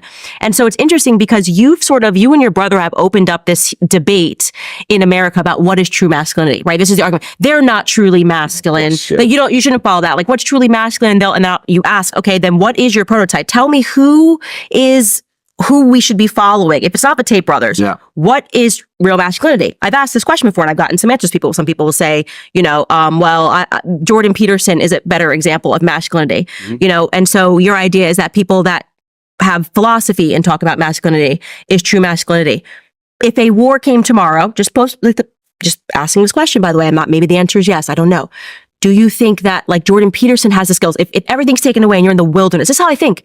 My husband and me are surviving. We are surviving in the wilderness, and you're not, because you are now married to a straight homosexual. Who, like, he's straight, but he's also a homosexual. Oh, you nailed it. They're all gay. Everyone's gay. You literally nailed it. I had this conversation with someone the other day. I was talking to some guy, and I was saying that I don't trust a female pilot. And he said, why? I said, it's not because I'm a misogynist. It's because I think men are calmer under pressure. Yes. Men are calmer under pressure. And he goes, why do you think that?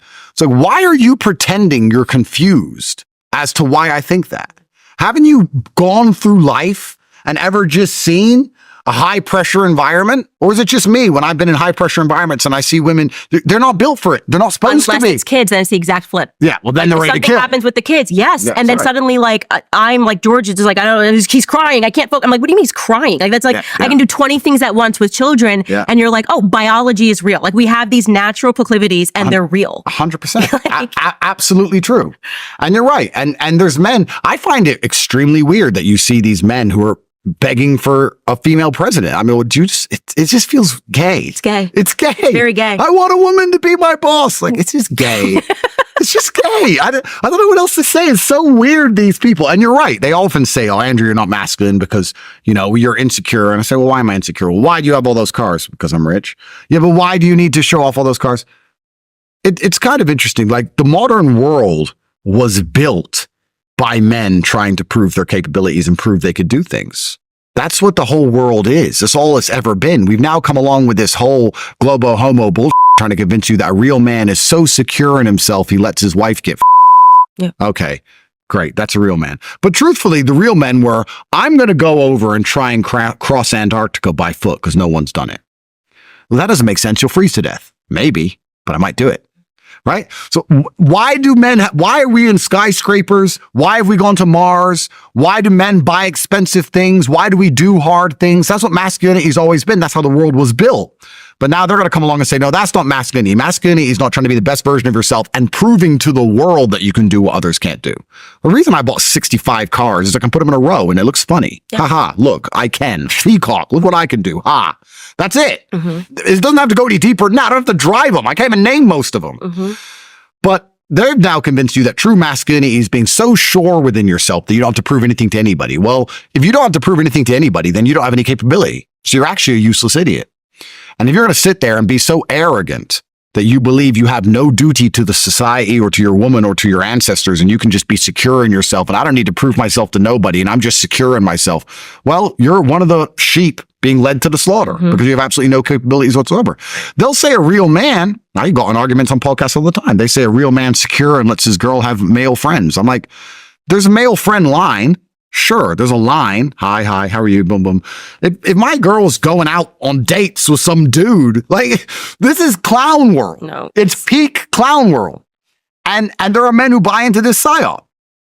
And it's kind of interesting because one of the most common questions I get asked is, Andrew, why do you still talk? Why don't you just shut up and disappear? And it's like, well, you have two choices. You either fight against this programming that's out there, or I guess to a degree you accept it, and then you have a new internal fight because your house is a mess, because your woman doesn't respect you, and you're depressed and sad, and you have some mental condition. You've decided you have OCD or ADHD or some garbage you saw on the TV once. And you either fight an internal war or you fight a war against the external, because this is really crazy what they're trying to implement.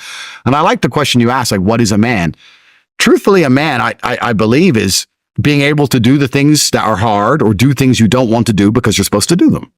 I think that's what a man's always been. A man is supposed to be strong. He needs to be strong, so he has to become strong. That's his job. A man is supposed to be brave. It's not that you can't feel fear. It's that you have to be brave. Oh, an attacker's here. I'm afraid, but I'm a man, so I will go and engage the attacker. It is my job. And now we're teaching men, you don't have to do what you don't feel like doing. You can do what you do feel like doing. And they somehow think that this is dismantling toxic masculinity, when in fact it's actually doing the opposite, because men are born with an innate propensity for violence. And then you have men who rape and kill and murder and school shooters. When you tell men to act out their feelings, you have some little idiot who's been on drugs his whole life for some imaginary mental condition. This is why you get school shooters in the first place. He should be being taught stoicism, not this garbage. So yeah, no one can even answer what a man is. They need to be aggressive. I see this. I now have two sons. My son, he wants to go to war. He wants to be a Spartan. He wants us to send him into the wilderness, and he's going to come back in 2 weeks, like the beginning of the movie 300, and see if he survives. I'm like, okay, this is innate. He wakes up, he grabs a sword. Him and my husband just instantly go at it, know? And I'm like, dude, please just come to me if you want to hug. Like, I don't want to fight. I don't want to say to you, I don't want to wake up and grab swords and fight you. Come to mommy when you need love. And when he's sick, he comes to mommy, but when he's feeling good, he wants nothing to do with mommy. He wants to go fight. He's like, he wakes up and goes, where's my father? And he's holding a sword, and I'm just like, think he's in there. Right? You know what I mean? And that's beautiful. And people want to suppress that, and you. Well, they fear it. They fear it. Yes. And they want to suppress that aggression, that natural aggression. And I'm like, no, like, you want to curate that in a way that, yes, if something happens to this family, I want to make sure that everyone can defend this family in the right way. My job is to take care of the children. Like, it is my husband's job to be able to go out and hunt and shoot and fish and do all the things that he does with his guy friends when they go on these trips and go hunting. Like, they need to be able to survive in the wilderness. And now we've created these straight homos who are like, well, I read the New York Times every day. And I'm I'm quite educated on this topic of vaccines, so I can keep my family safe from the invisible virus. Well, this is the thing where everything goes back to the propensity for violence, right? So you sit and you talk to these people these straight homos who say, I read the New York Times every day. And I sit there and I look at them and I just think, if I grabbed you by your neck, I say it in my videos, I grab you by your throat. I say it, but I mean it. Yeah. I mean it. It doesn't matter. The bottom line is violence. The bottom line is how capable you are defending yourself and the people you care about. That's the bottom line of masculinity. What's crazy is in the West, especially, is we're importing all these people who understand this, right? We're importing a whole bunch of people who grew up in a very violent world, and they understand that violence is a solution to problems sometimes. And they understand they may get caught, but they might not, right? And we're raising a native population of men who believe violence is never the answer and that violence doesn't exist. They're pacifists. They don't believe in violence. Oh, you don't believe in violence. So if I break into your house, you don't believe in violence? Or you do believe in violence, you just want the police to be violent for you because you're a So you believe in it just the same because you'll call the cops. If you'd ever call the cops, you believe in violence because you just want to do it by proxy. So everyone believes in violence. They just want to be detached from it. We want to pretend we live in a world where violence isn't real. Violence is the underpinning of absolutely everything. And I don't think many people also understand that large wars often bring a period of peace. Most people seem to understand that. You have World War II and then there's peace that comes afterwards, although that's arguable because the American military-industrial complex has been at war ever since World War II. Nobody talks about they had World War II, and everyone talks about that one. Then there's the forgotten war in Korea. Then you got Vietnam, and then you got the first Gulf War. They never stopped going to war. They've been at war permanently the whole time, which is why they had to de-link the dollar from gold because everyone worked out they were printing too many dollars, blah, blah, blah. But large periods of peace also bring war. It's cyclical. If you have a large war that brings about the population's desire for peace, well, the reason there's a big desire for peace is because the materials have been depleted and the manpower has been depleted and the people are tired, of course. But then if you have a long period of peace, you start to replenish your manpower and you start to replenish your materials, and then the other countries around you start to do the same thing. So you try to implement trade deals or some kind of black ops, or you try and sabotage XYZ so your country does better to make sure that you maintain hegemony over that scenario. And over time, if it's too peaceful, it's like a pressure cooker. It's going to blow up. We have men now living in these peaceful, even though I wouldn't even call them peaceful anymore, times thinking that war isn't coming, or that there's not going to be some degree of, there's going to be a day where you're going to have to wake up and go, oh, today's the day, right? And even if it's not physical, it certainly is spiritual what we're doing now. It's certainly already D-Day spiritually. When I saw here in Romania, the most Christian nation in Europe, the most Christian nation in the world, that the government, because they're an America cuck, effectively, wouldn't give protest permits to Christians after what France did. They wouldn't give the permits for some reason, or they delayed it. They said, yeah, it'd take a few months. No one will care in a few months. They know that. I had to go stand out there, right?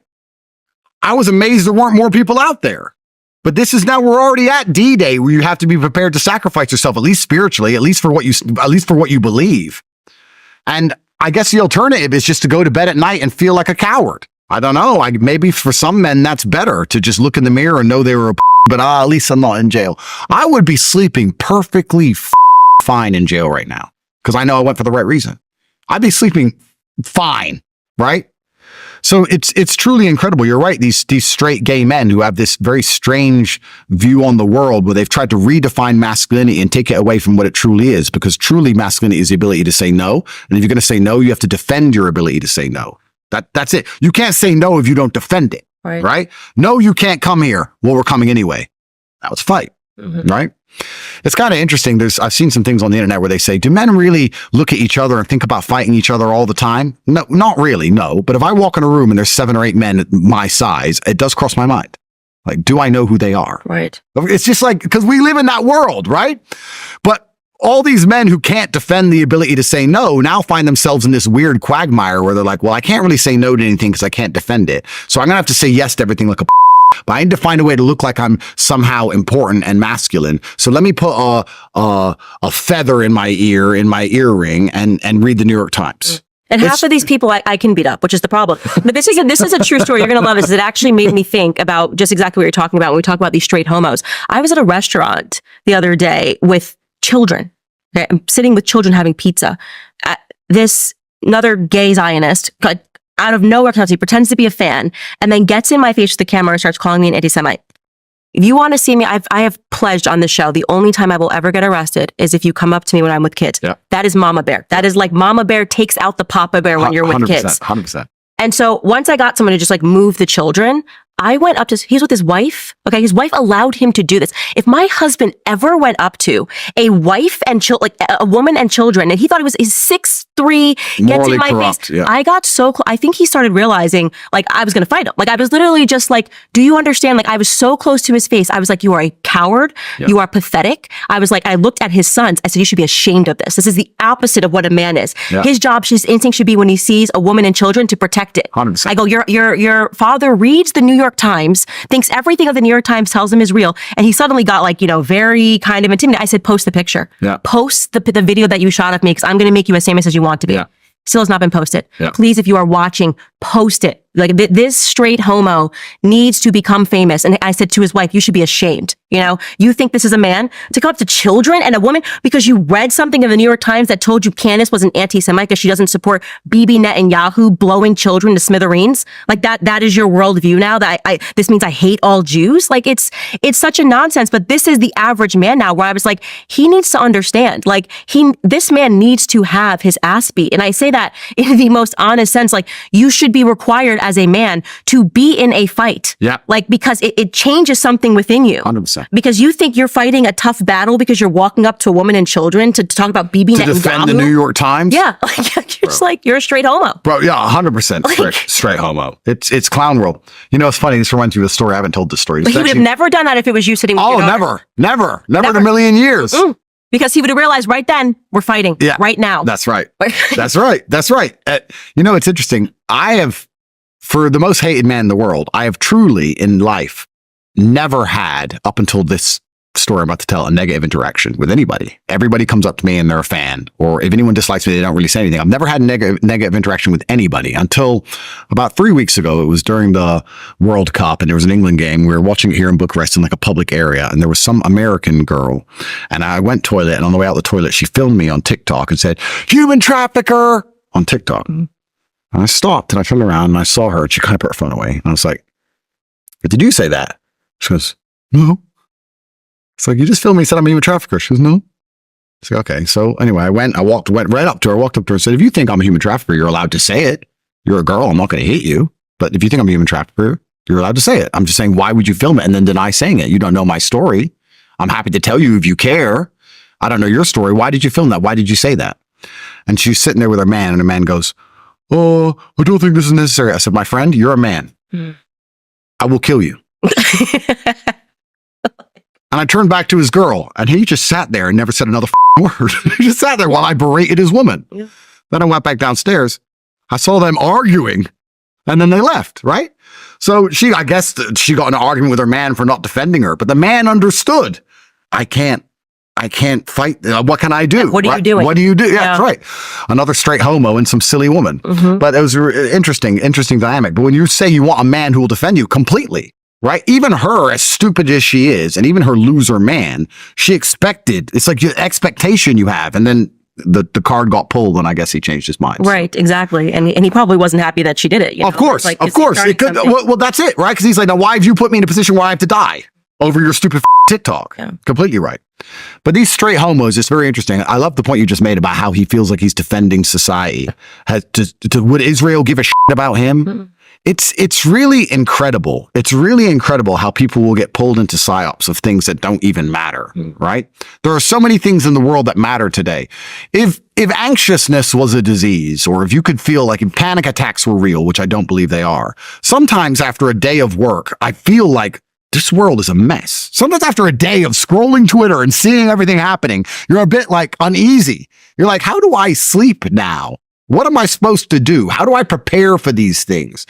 And I guess I'm one of the most equipped people on the planet because I'm fortunate enough to have a bunch of passports and a bunch of money. Most people don't even have that. And it's really crazy that with all of this going on, all the things people should have a vested interest in, they can get psyoped and distracted into some complete bull, you know? Like LGBT rights. Cool. They already have rights. Why would you go march for what? How much further are we going to push this buck down the road? What's next? Well, we know what next is. It's children. Yeah, of course. And they need children because they can't reproduce on their own, and they need your kids. They need your kids. So the plan from the beginning has been go after the straight people's kids so they have a future, right? Funny how they understand population dynamics and reproduction, more than the straight women seem to anymore. But there are straight people who will sit there and go, yeah, I believe we should support their rights. Like, what planet are you? They're just scared to say no because they're scared to have to defend their position. And that study you mentioned that explains so much of the world. It's crazy. All right, guys, I'm interrupting again. Don't kill me, but come on, we got to talk about skincare. You guys know the brand that I love. They also support this show. I would never send people astray when it comes to skincare because I care deeply about my skin. It's why I use Nimi Skincare. They are amazing. Their products are impressive. They are so clean. Nimi has everything that you need to build an awesome daily skincare regimen to cleanse, brighten, protect, and help fight the key signs of aging. You're going to absolutely love their charcoal skincare mask. That's excellent. I also love their vitamin C face wash. It all smells amazing, and they keep their products very clean, which is important to me. They stand up for American values. It is built in America. The products are assembled here in America. Despite the fact that Nimi Skincare is luxury, the prices are affordable because they have cut out the middleman, which is what I think everybody needs right now. We don't need to be paying extra on these products. I also love them because they are Christian-led, and you know that is incredibly important to me. As we are working with advertisers, we want to know what their actual morals are, what they believe in, to make sure that we are sending people to people that will do good in this actual world. So you can sign up right now at NimiSkincare.com for a subscription to save 15% on your routine. You'll also save an additional 5% if you use code Candace at checkout. Use that promo code Candace at checkout. If you're not sure where to start, you can take their skincare quiz to find out what would be the perfect routine for your skin type. Again, that's NimiSkincare.com. That's spelled Nimi skincare.com, and use code Candace at checkout to save an additional 5%. Yeah, and you're exactly right. It's just we've lost traditional masculinity, and so when people create that dynamic, when they're like, "Well, this is what it actually is," every person that they present being a truer example of masculinity, I encourage and I push back on that, which is just like, if this was a time of war, who would you want? Like, the natural order of things is like men need to be masculine. Or if they call the cops, right? When you call the cops, what kind of man do you want? Right. Do you want a man who turns up, who's big and burly, who's going to take action and tackle someone to the ground and make affirmative decisions? Or do you want someone who's going to sit there and philosophize over, oh, maybe he's not even a criminal, maybe what is a man? Like, when hits the fan, feminism disappears instantly. It always does, right? So all of it is just built inside of the society. A lot of it is men's fault also. You talk about how women are attacked with this feminism garbage from a young age, and you're completely true. It's completely true, and you're right. I was watching a Taylor Swift concert, and she has this famous line in one of her songs. I don't know her songs. I'm not a Swiftie, unfortunately. Me neither. But she says something. Guys, I have no eggs left. No. Okay. The patriarchy, she says. And all these little girls are sitting there going, the patriarchy. And I'm like, I blame the fathers, because the patriarchy built that stadium, and the patriarchy put that soundstage together, and the patriarchy paid for those little girls' tickets to go and watch that.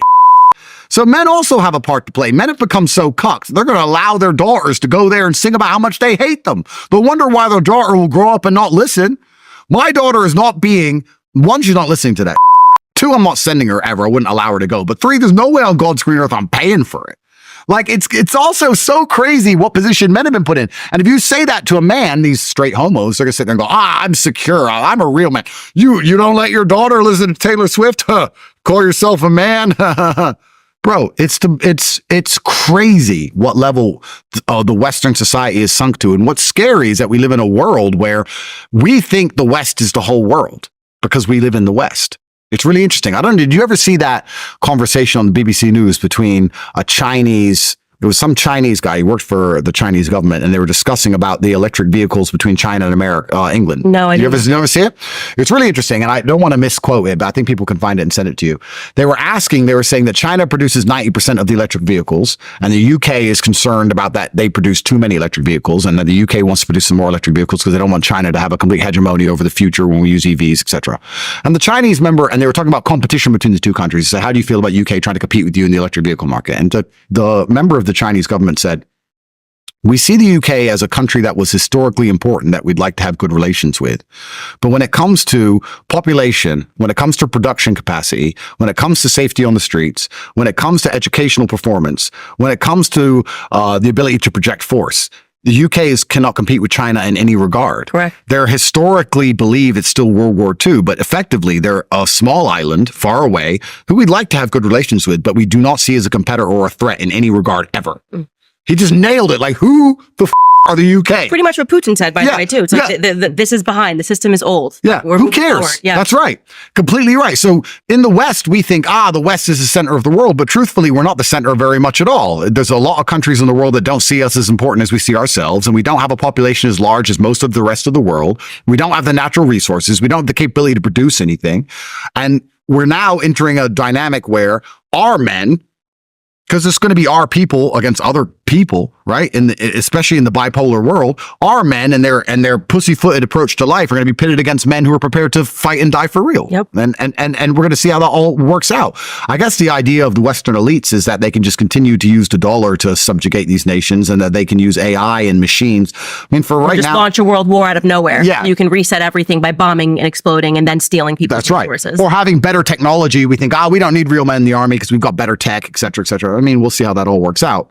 But I think the next 100 years are going to be very interesting where we see that. I mean, we can look at it right now. Let's look at it right now in the UK. 3 little girls were stabbed. The girls that were stabbed were the same age as my daughters. I have 2 daughters, age 4. 3 little girls were stabbed to death. A man shouldn't have to feel what a blade is like entering his body, let alone a little girl. It's disgusting. I have seen 0 conversations about how to protect little girls.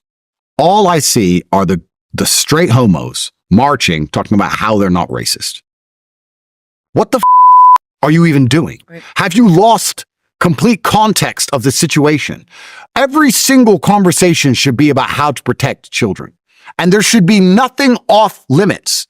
We shouldn't be afraid to discuss the fact that if people come from X country, they commit violent crime at a 300% higher rate than if they come from other countries. Because everyone talks about the UK being racist. It's probably one of the least racist places on the planet. You want to see racism? Go anywhere else. Japan. Africa. Yep. They're racist in Africa. They're racist in the Arab world. Everyone's racist. We're the least racist place. And instead of marching to protect little girls, the man who stopped the knife attacker should be a national hero. He should be everywhere. I haven't even seen his face. They don't want to show him because they don't want to remind people the little girls were stabbed. Instead, they wanted to divert the whole conversation to don't be racist. And now we have all these straight homo men walking around. We showed the far right. Yeah, don't be racist. As if they've achieved something. You've forgone the argument completely. When the knife wielding attacker is near you, you're going to piss your pants and run. And now you're walking around saying, don't be racist. Now, I agree with don't be racist, but if you are asinine and stupid enough to believe that if you're going to allow thousands of people into your border unchecked, that some of those people are not bad people, you're an idiot. Mm-hmm. And I wouldn't even say that you're too stupid to conceptualize that. I'd say they're too cowardly to admit it because they're too scared to be racist. So now they're too scared to admit that by refusing to refute that idea, they're letting bad people in. They're going to say, no, all 1 million we let in are all good. They're all doctors and they're all physicists. You don't have to be racist to understand it's not about skin color. If people come from a war zone, they've seen trauma and they're not going to be particularly balanced all of the time. Mm-hmm. I would argue if a child sees their parents blown to smithereens, they're not going to grow into a pretty balanced, happy, normal, sane individual. They're coming from the worst places on the planet. Well, that's part of it too. Is like people don't be racist, don't be this. I'm definitely a bigot. Like, I mean, I tell people this all the time. I'm like, that's street smarts, right? Yep. Predicting what I can garner from just looking at you, the Pattern vibes recognition. you're giving, Yep. the vibes you're giving. What can I understand about what I'm under? I don't trust you. I don't like the way you're moving. I don't like the way you're dressed. Now they're training people to go, having those gut instincts that keep you alive are bigotry, racism, homophobia. It's like, you're telling me this is a party with all homosexual men. Yeah, no, my young son's not going. Yeah. Right? Oh my gosh, how dare you say that? Like, this is homophobic. This is heterophobic. This is all of these words really, in my view, meant to just delude people away, like from trusting their gut instincts. Your gut is divine. Yep. Okay. Your gut is telling you something's not right. Yep. Like the person in the classroom says he's a non-binary person who believes that age limits should be evaporated, and he's teaching your kindergarten teacher and your son, and you're allowing that to happen because you're fearful that people at school are going to call you a bigot. Like I'm a bigot. Okay. I put those on. I'm a bigot. I am a bigot. So let me figure out what I have to know about you, because I'm going to let you know whether or not you're allowed access to my children. And so I tell people, do not allow them to call you a bunch of names that essentially rinses you from that divine gut instinct that you have. That's the Holy Spirit saying don't trust this person for whatever reason. And then you have the government telling you that whatever reason that you have, is not right because it's some ism, sexism, misogyny, homophobia, whatever. It's pattern recognition. And they don't want you to have basic pattern recognition skills anymore. And that's what's so crazy, especially with all the things you just said. Absolutely nailed it. And especially with this racism argument. Like, would you hire a male nanny? Bro, you must get this. You must get this more than me, right? Because I'm mixed, half black, half white. You were black, right? So they must say, why are you racist? Why have you turned on your own race, etc.? It's not even really truly about race. Like in jail, I saw people lose their minds, right? I saw people in jail lose their minds, and I saw that they weren't the same anymore. I didn't want to be around those people. I would avoid them as much as possible. I hate the idea of them now being loose in society. That's just jail. In a European nation, okay, it's the worst jails in Europe, Eastern Europe. It's bad. But, we're now talking about war-torn countries, which we've blown up. We have bombed. And people are seeing their families destroyed. People are seeing children headless on the street. You're telling me these people are now sane? And they can just come here and get a job and pay their taxes? Is that what we're going to pretend we believe? Otherwise, we're deemed to be racist? It's not about the color of their skin. It's about all the things they've been through. And I don't want them in the society. But now, like I said, 3 little girls are stabbed to death, and people are marching around pretending that we need more of these people. In fact, they're so desperate to virtue signal. It's not just, okay, they're fine. It's actually, we want more. Look, I'll prove to you how unracist I am. Let in more people from the third world. Which I'm fine with. They just need to go live with the people that blew up the third world. Yeah. Go stay at Hillary Clinton's house. Go stay at Tony Blair's house. Go stay with the families that made money blowing up, Libya and getting rid of Gaddafi. I'm totally cool with that. The people who wanted that war and supported it, you open your homes to the people who are dealing with that trauma of what you did, that, flood them out of their nations and stuff. Like, we've created the issues. Yeah. And then you're telling people that never wanted the wars in the first place that they're the ones that have to invite these people that are dealing and hating the Western world into our homes. It's a nonsense. Well, exactly. And that's globalism. Go to Israel. Well, exactly. Well, that's it. They love war. Go to Israel. Yeah, that's right. Well, that's globalism in a nutshell, right? Because globalism is effectively people who are detached from the common man's issues, making problems, profiting from it, and then all of the mess gets dumped on the common man. That's what basically happens every single time with every single thing they do. And it's really interesting because the argument is typically, they want a better life and, they need a better life. I understand they want a better life. I'm not blaming them. But letting them in your country because they want a better life is like letting someone in your house because they want a better TV. It's not theirs, right? You can't just let everyone in. Especially what's most crazy is what you let some in and not others, or you let everyone in. Is everyone going to just abandon the planet and just move to the West and it's just going to function somehow? Is that how we see these things? But I guess the two things we're talking here is very interesting because the most primitive, I would guess, and that's perhaps the wrong word, the most essential female biological impulse is reproduction. The most basic thing a woman should want to do is have children. And the most primitive male biological function is protection. Like you just said about your son, he wants his sword. We have women who don't want to have kids and we have men who don't want to protect society. The fact that men are not marching in England right now saying we must protect all our schools and protect little girls as opposed to just advocating to allow in a bunch of military-age males who can beat the out of them is really incredible. It's truly incredible. It's amazing they've managed to psyop men to give up all of their protective instincts. And then they've psyoped women into not want to have children anymore. And they've replaced these with some warped version of something else. I mean, I guess it's the first time I'm saying this. I guess I'm just analyzing on the fly. But people, I guess these men marching in these anti-racism riots, I guess it's satisfying their protective instinct because they feel like they're protecting the immigrants, maybe? I don't know. And they're afraid to protect their own people because they don't want to be deemed racist and they can't defend their opinion. But it's really interesting when you say straight homos because you nailed it. They're like, you meet men and they're like, oh yeah, and they're supposed to have a wife. They're all just gay. Yeah. They're all gay. Yeah. At the end of the day, you can't do anything. And I could beat you up. That's why I'm like, you know, hey, I'm sorry to tell you this, that your father's a straight homo. You know what I mean? Like, I know that he is straight sexually, but also he's a homo. Yeah. And in that 90 sense of like, there's nothing he can do here. And he knows that. Yeah. And so I do also want to, in closing, commend you on something, which was so crazy. So there was this person who was doing like a bunch of digital content. I thought his content was amazing, got into touch. I mean, figured out this is like a young school kid, like basically essentially like 20 years old, like just turned 20 years old. And I'm like, dude, you're a hustler. Like, where did you learn how to do all of this stuff? Like, I'm going to hire you. I'm like, what school did you go to? Harvard, Columbia, Hustler University. I said, excuse me? What's Hustler? I went to Andrew Tate's school and I learned how to do all of these. I mean, this kid is going to make a killing. I mean, I'm telling you, he's going to make an absolute killing. It's like around the clock, work. Yeah. Comes from the wrong side of the tracks. I figure out, hired him.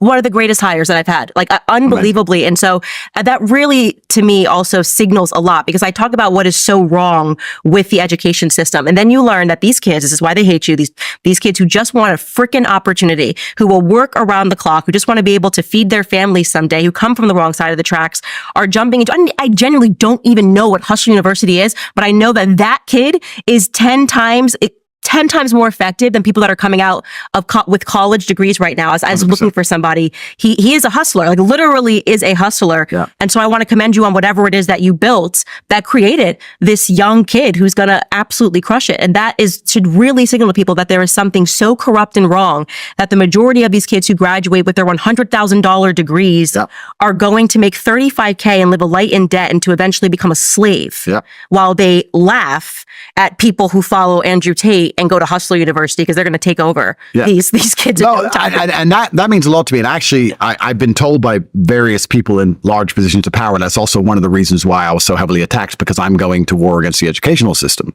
Because the educational system, as you just highlighted, is $100,000 for a degree. It takes 4 years. It takes up all of your time. You're in massive debt. And the fact that the loans are linked only to the education shows it's a scam in and of itself. You can't get that loan for anything else. You can only get it for the education because they don't want that loan to be out in the fair market. Starting a business, ideas. yeah. Oh, yeah. If you say you can get a loan and you can get a degree or XYZ, nobody will get a degree because they know it's a scam.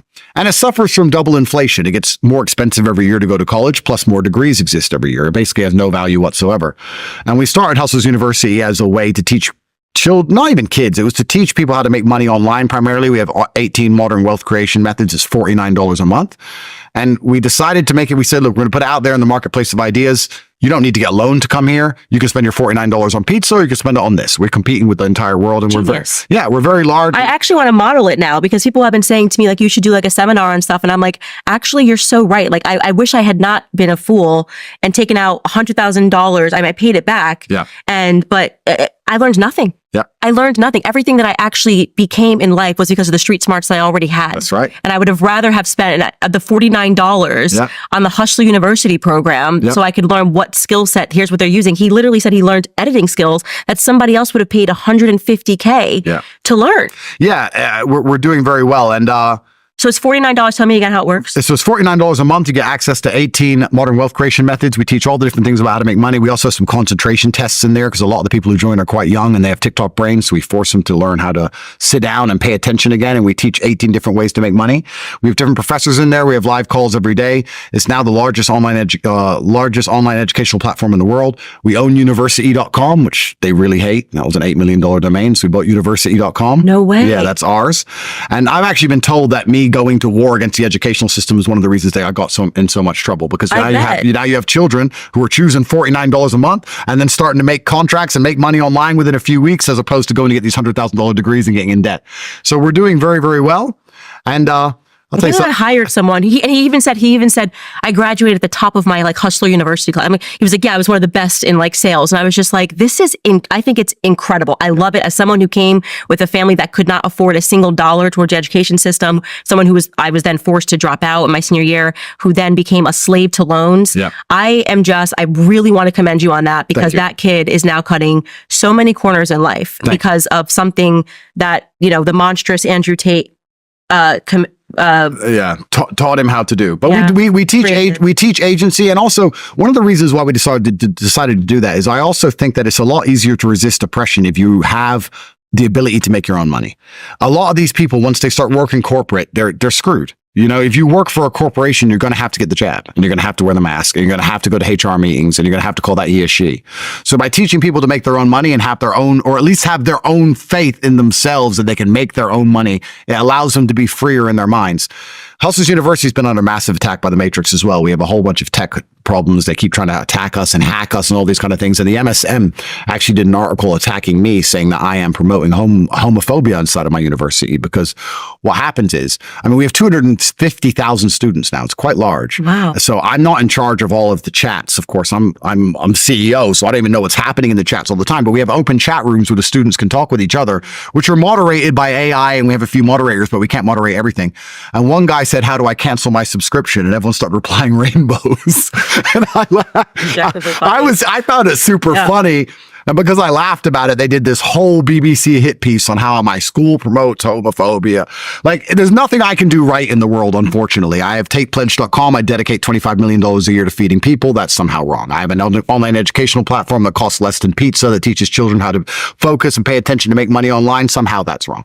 I teach men how to be strong and to resist depression and to go to the gym and not be afraid to stand up for themselves. Somehow that's wrong. Like, you can't win against these people anymore. Well, because you're teaching them the code of how not to be enslaved by the Matrix. And so that's problematic. It's why I'm deemed problematic. It's why Ye, who survived Hollywood, in my view, survived MK Ultra attempt, is considered problematic, because you're teaching people to believe in themselves.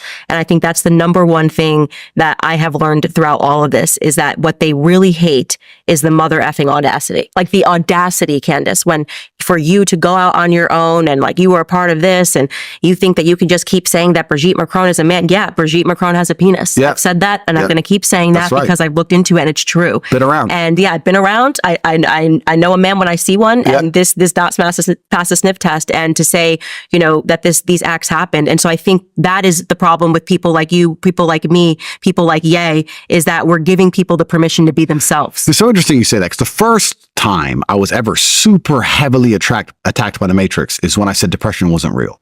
And the backlash was incredible. Because drugs, they drug these kids out of their minds. That's right. They were so desperate to try and convince me or demonize me for saying depression wasn't real. And I was like, look, feeling depressed is real, but I believe you have control of your own mind, and it's down to you to fix it. You don't need drugs, and you haven't caught a disease. You just need to change your scenario, change your settings.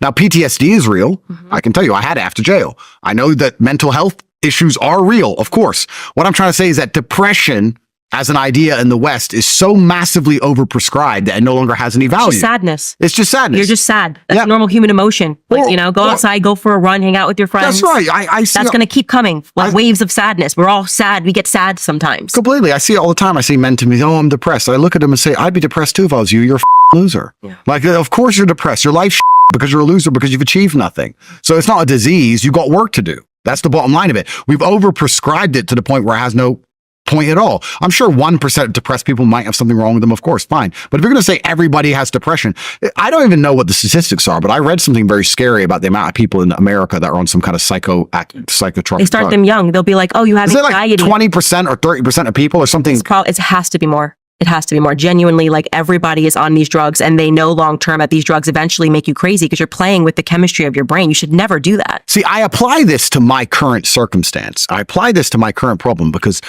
the way you always attack men to try and damage your influence is sexual crimes, right? So I'm applying this to my own case. 3 different countries, they've called over 2,000 women who I've ever known in my life. And they managed to find these 2 idiots, and you've done a breakdown of the case, which I super appreciate. And they haven't found anyone else, thankfully. But if 30% of the people they're calling are on mind-altering drugs, that's scary to me. I'm thinking, wait, as a full-grown man, if you ever get famous and you ever talk against the Matrix and you ever have any kind of money and influence, because your ability to speak freely is directly correlated with your insignificance. You can only talk freely when nobody listens. If people listen to you and you talk freely, you soon realize that there really isn't that much freedom of speech, because they will come for you and they will try and wreck you with everything they can. Right. It reminds me of a point on freedom, which I want to talk about quickly. But now we're saying that this percentage of the population are on drugs. I always found this interesting when they say, we've been through his past, we found these people. What percentage of the population are autistic? What percentage of the population are mentally ill? And then what percentage of the population are on mind-altering drugs or depressed of some kind or anxious or whatever they're on? And then we're going to say and find someone from 11 years ago and say their eyewitness testimony without any other proof is golden. It's just so crazy. Christine Blasey Ford, 20 years ago, happened. It's scary to me. It's actually very scary. The point I wanted to make on freedom is very interesting because you've experienced how the Matrix tries very hard to shut you up, and they try to intimidate you. They try and ruin your life and intimidate you. That's effectively what they try and do. And it takes a particularly stubborn type of person. I am. I'm a Taurus. I'm just like, I'm ready. I'm built different. I'm built different. I love being a thorn in their side much more than whatever they can do to me. Yeah. It's like, I'm in jail. I'm like, yeah, but I'll piss them off. Yeah. Yes. And they hate how happy we are too. Oh, completely. And they're like, this shouldn't be the results. They're miserable. We've done the studies. Yeah. When once we do these psychological attacks and we psychologically terrorize them and their family, they should be fatigued and broken. That's right. And then we just emerge and we're like, hey. Still standing. Built different. They can't stand it. But another one of my theories about the LGBT whole thing and the reason that they're marching in the street is, of course, they're trying to get everybody's children. But I also believe that it's part of propping up the false guise of freedom, right? Because what the West has built itself on is a very thin culture, and it's built itself on the idea that everybody can get rich. Nothing unifies us. If you look at here in Romania, even in this country, everyone has the same language, they have the same religion, they all watch the same TV shows growing up. Right? They have the same folk stories. They do the same thing at Christmas. Everyone has a similarity amongst them. So even if they disagree politically, there's a lot that unifies the people, which is why it's a safe society. I remember when we went to school when we were young, you'd go and you'd talk about the TV show from the night before that everybody watched. Everybody. And now we don't have that anymore, right? So the only thing that unifies people in the West, because there's nothing that unifies us. We don't agree on the flag. We don't agree on religion. We don't not the same skin color. We don't speak the same language. There's nothing that unifies us except this idea that we can become rich. Go to the West, get rich, be nice to people. But now everyone's realizing you're not going to get rich. And this is where the problems are coming, because they're realizing the American dream's a sham. And it's a lie. So we have this very thin culture. And we say these other countries, well, they have thicker cultures. Their cultures aren't thin, and a thick culture is good for the cohesion of society, but they're not free. And we're free. And then I sit and think, well, if you speak against authority in the West, they teach you a lesson, so you're not actually free. So how do they prop up this false idea of freedom? What they do is they put the freaks to the front. So what they do is they push the freaks to the front. So they say, look, this person chopped their off. We're free. In other countries, you can't chop your off. It's like, okay, that's fine. But I am not free to do anything important, like speak against power, like speak against AIPAC. You're free to hurt yourself. You're free to do dumb. You're not free to actually talk about anything important ever. And I feel like one of the reasons why they're promoting all this degeneracy is to try and keep this bullshit idea of freedom alive. Because if they took that away, you'd wake up and realize, oh, okay, this is actually no different than most of the world. And I'm not going to attack only the West for this. You can't talk against Putin in Russia, and you can't talk against Islam in Saudi, and you can't talk against the king of Laos. I'm sure you're going to pay a price. That's how the world actually is. We're the only ones who are lying about it, sitting and saying, no, you can't talk. You can. We're free. We're free. We're free. The truth is you can't talk against authority at all. And to try and distract everyone and keep this bull dream of freedom alive, they're going to push freaks to the front, which is why I think that the freaks are getting more and more outlandish, because people are starting to realize that the freedom isn't real, and they're starting to feel the cage and close. So as people are starting to sit there and realize, wait, maybe I don't live in a free country. Maybe my government is owned. Maybe they are all homosexual pedophiles. Maybe I am paying too much taxes just to blow up children. Maybe nobody has my interests at heart. Maybe my elections aren't real. Maybe my children are being brainwashed. Maybe my streets are unsafe because they refuse to police them properly. Maybe all these drugs could be stopped. Maybe, wait. He's chopped his off. There's a man in a dress. It's free. Freedom. And I really think you could never have a man wear a dress in Putin's Russia. That's right. I think I want to go there. That sounds like, yeah, I don't want men wearing dresses. And that's the most crazy thing about it, is that trying to show this freedom, they're actually showing to anybody with a brain things we don't even want to see, right? You can take that away. That's fine. Let's take that away. Another thing about talking against government, because I was talking to somebody about this and they said, okay, well then why are you saying America's so bad when you can't talk against government anywhere else? And I said, well, the reason for that is because if you're in Russia, you know who your boss is, right? I don't personally disagree with Putin, so I wouldn't want to talk against Putin. But if you live in Russia and you do want to talk against power, you know who you're talking against. Our biggest problem here in the West is that we don't even truly, really know who we're talking against. I know that the LGBT homo mafia are in charge somewhere, which I know that's clear because they can in the Senate building and nothing happens. So that's obvious. But it's like, who? And we're spending all our time going down rabbit holes of Israel or Big Pharma or military industrial complex or Globo Homo, or you're like, who is even in charge of this mess? Davos, WEF, that's the thing that's most scary to me. It's not the fact that we can't speak against power, because you can't in a lot of places. It's that we're not even allowed to know who the powerful are, because then they're accountable. It's all just theories. If they were to say it's this person, this person, and this person, those people would be in a lot of trouble very quickly. Mm-hmm. So they've removed their attachment to anything. So there's not even any accountability anymore in the West. That's what's truly scary. I'm just asking, I would like to know who's in charge here. I'd like to just wake up and say, you walk into a restaurant and everything's manager, like, why is there cockroaches? What's going on?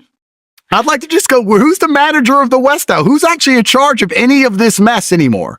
At least in other countries, you get the good fortune of knowing who your boss is. Right. Right? Yeah, I keep trying to figure out why I'm supposed to hate Putin. I'm like, okay, so he doesn't let people desecrate churches. You can't just take your boobs out as a woman and like say you're protesting and stand on top of like a statue of Jesus Christ. I think I'm okay with that. Yeah. I know I'm supposed to be hating this. You're telling me this is authoritarian. But what you guys are doing, locking up people for peacefully protesting on January 6th, hunting grandmothers, is not authoritarian. That's right. Because women are allowed to be whores. Yeah. Like I'm like, everything about this, like if that's going to be the boss, that makes more sense to me than the people, the deep state, the homosexual agenda, the pedophilia that's being promoted, the pedophiles are allowed to write articles and protect other pedophiles. Sounds a lot better to me to have him as my boss than the, like you said, the invisible bosses, or maybe one boss who knows that we're fighting and we see that they're perverse. Yeah. And I totally agree with you. Yeah, he's a competent nationalist, which is what anybody with a brain should want for their country. You should want a competent nationalist who puts your interest above the interests of anybody else. Biden showering with his 4-year-old daughter, and the whole mainstream media colluding to hide the diary. We have Hunter Biden smoking crack and sleeping with people that look way too young, talking about incest on text messages, and the entire mainstream media colluding to cover these stories. Yeah, no, I think I want to try the other boss if I can, just for a second. I just want to try to work there for a week and see what happens. Absolutely. So and you're completely right. We say, Russia's not a free country because, you can't do LGBT insanity. And that's the only thing they can really come at them for. They can't come at them for, they've arrested 1/10 of the people the UK have arrested for Facebook posts. Wow. So I think Tucker highlighted this. In the UK, I think it was in 2022, they arrested 4,500 people for their social media comments. In Russia, it was 400. So the UK is 10 times worse for policing speech than Russia. Free country, right? But Russia's not free because we don't allow them to, they're not allowed to poison the children, so they're not free. So it's actually the thing that's most scary about this freak show is the reason they're pushing it so hard to the front is because they're trying to keep this imaginary balloon of freedom and the American dream and all this garbage ahead, because we have a very thin culture. Nothing's unifying us in the West besides the idea that somehow we're free and that somehow we'll one day get rich. That's it. And that's what's so scary. You know what I found interesting about American culture? The eclipse that was recent. There was an eclipse where the solar eclipse, it was like a few months ago. Can't remember. It was going through a few states. And I was reading on Twitter, they were talking about how the eclipse is coming and you need to be careful because it's going to be dark for 2 minutes and beware of crime and all this shit. And I sat there thinking, American culture is so thin that if it gets dark in the middle of the day for 2 minutes, there's going to be crime? People are going to rob cars? Is that how close we are to apocalypse? Is it that bad? Like, even we talk about Ukraine-Russia war, even though I agree with Putin, I think he's completely justified. The Ukrainians and the Ukrainian government, who I have distaste for, but the Ukrainian people, they're still in lines buying food. It's war. They're in a line with money buying food during war. America, it'd be looting. It would be fires. It would be free for all within 2 minutes. We are on the absolute precipice of societal breakdown all of the time. And the only thing that's keeping it together is everyone sitting around going, don't worry, you'll be rich one day, you'll be rich one day, while the political class just rape the tax base for as long as they can before they disappear into the sunset. How long until this all goes wrong? I mean, it's an interesting thing to observe from afar. It's super interesting. Yeah, I think about it every day. I tell people I have an apocalyptic mindset. I've learned to grow vegetables. Yep. My husband hunts, he fishes. We're going to be good in the middle of the forest and we're going to survive. And you better think deeply about who you would want. I say this all the time, in your tribe. And you're going to realize that it all comes down to basic survival skills. Yep. Can you hunt? Can you shoot? Can you fight? Can you grow food? Yep. Can you take after the children? And the majority of Westerners are ill-equipped for those things. They're like, well, I can receive the New York Times and read it and comprehend what they're telling me to believe, and that's going to be problematic. And so, in conclusion, I would like you to speak to the straight homos. Because the straight homos, they need some guidance, you know? They need some guidance. They do. They think they hate you, but deep down they know that there's something that you're saying that really what they hate is what was inside of themselves. There's like a cowardice within them that they hate, and so they have to attack you. And so we're going to get free advice. You don't even have to sign up for Hush University. You don't even have to buy a Candace cup. You're going to get free advice, all you straight homos out there, from Andrew Tate, and you can just implement this into your life. Andrew Tate, take it away. Sure. All right, let me try and think of something which is going to be inspirational. So I'm going to whoop your ass. I should say, the reason they're a coward in the first place is because they're afraid of confrontation. But I want everyone at home to understand, especially if you're a man, that confrontation is certain and it's always going to be around. If you're a king, there's never been a point in human history where you were a king with an empire where people were not trying to take your empire from you. And if you're not a king with an empire, then you're a pawn in somebody else's empire and you're going to have your head chopped off for some reason anyway. Confrontation is certain. If you try to avoid confrontation, you're going to end up in confrontation with yourself. The reason these straight homos are so desperately sad, the reason they have ADHD and anxiety and depression, the reason they're sitting at home, even if they don't admit to these ailments, wondering why they're so unhappy all the time, is because you're fighting an internal battle. Your monologue is different in your mind from what your spirit truly wants. You want to be respected. You want to be strong. You want to stand up for what you know is right. You want to be a man, and you're just too afraid to engage the enemy. So you're going to self-destruct. You're going to turn on yourself. There's a fire inside of you. There's a fire inside of absolutely every man, and you can either direct it at your enemy and do your very best to destroy him, or it's going to burn inside of you and eat you alive. You have to make a choice. The cowardice that you feel that prevents you from engaging the enemy is the biggest betrayal, because now you're just engaging yourself. The battle's certain either way. So I strongly recommend you find who the enemy is and direct your efforts towards their destruction, as opposed to sitting there allowing yourself to self-immolate. I think it's actually very sage advice. There is a fire in all of the men, and it has to be directed in the right way. Well, Andrew, it has been a pleasure having you. This conversation is going to be so banned, so demonetized. Sorry. I don't care. I literally don't care. Like I said, don't care about different, because people need to hear it. And I also am very optimistic, because I think that people are starting to recognize that we keep telling them the truth about what's happening in the world, and it's taking them a while to catch up. But there's enough distrust now in the mainstream media that people are starting to listen to independent voices and go directly to the source, rather than allowing the mainstream media to tell them about those people and pretend that they're hateful because we believe in natural order, you know? All right, guys, that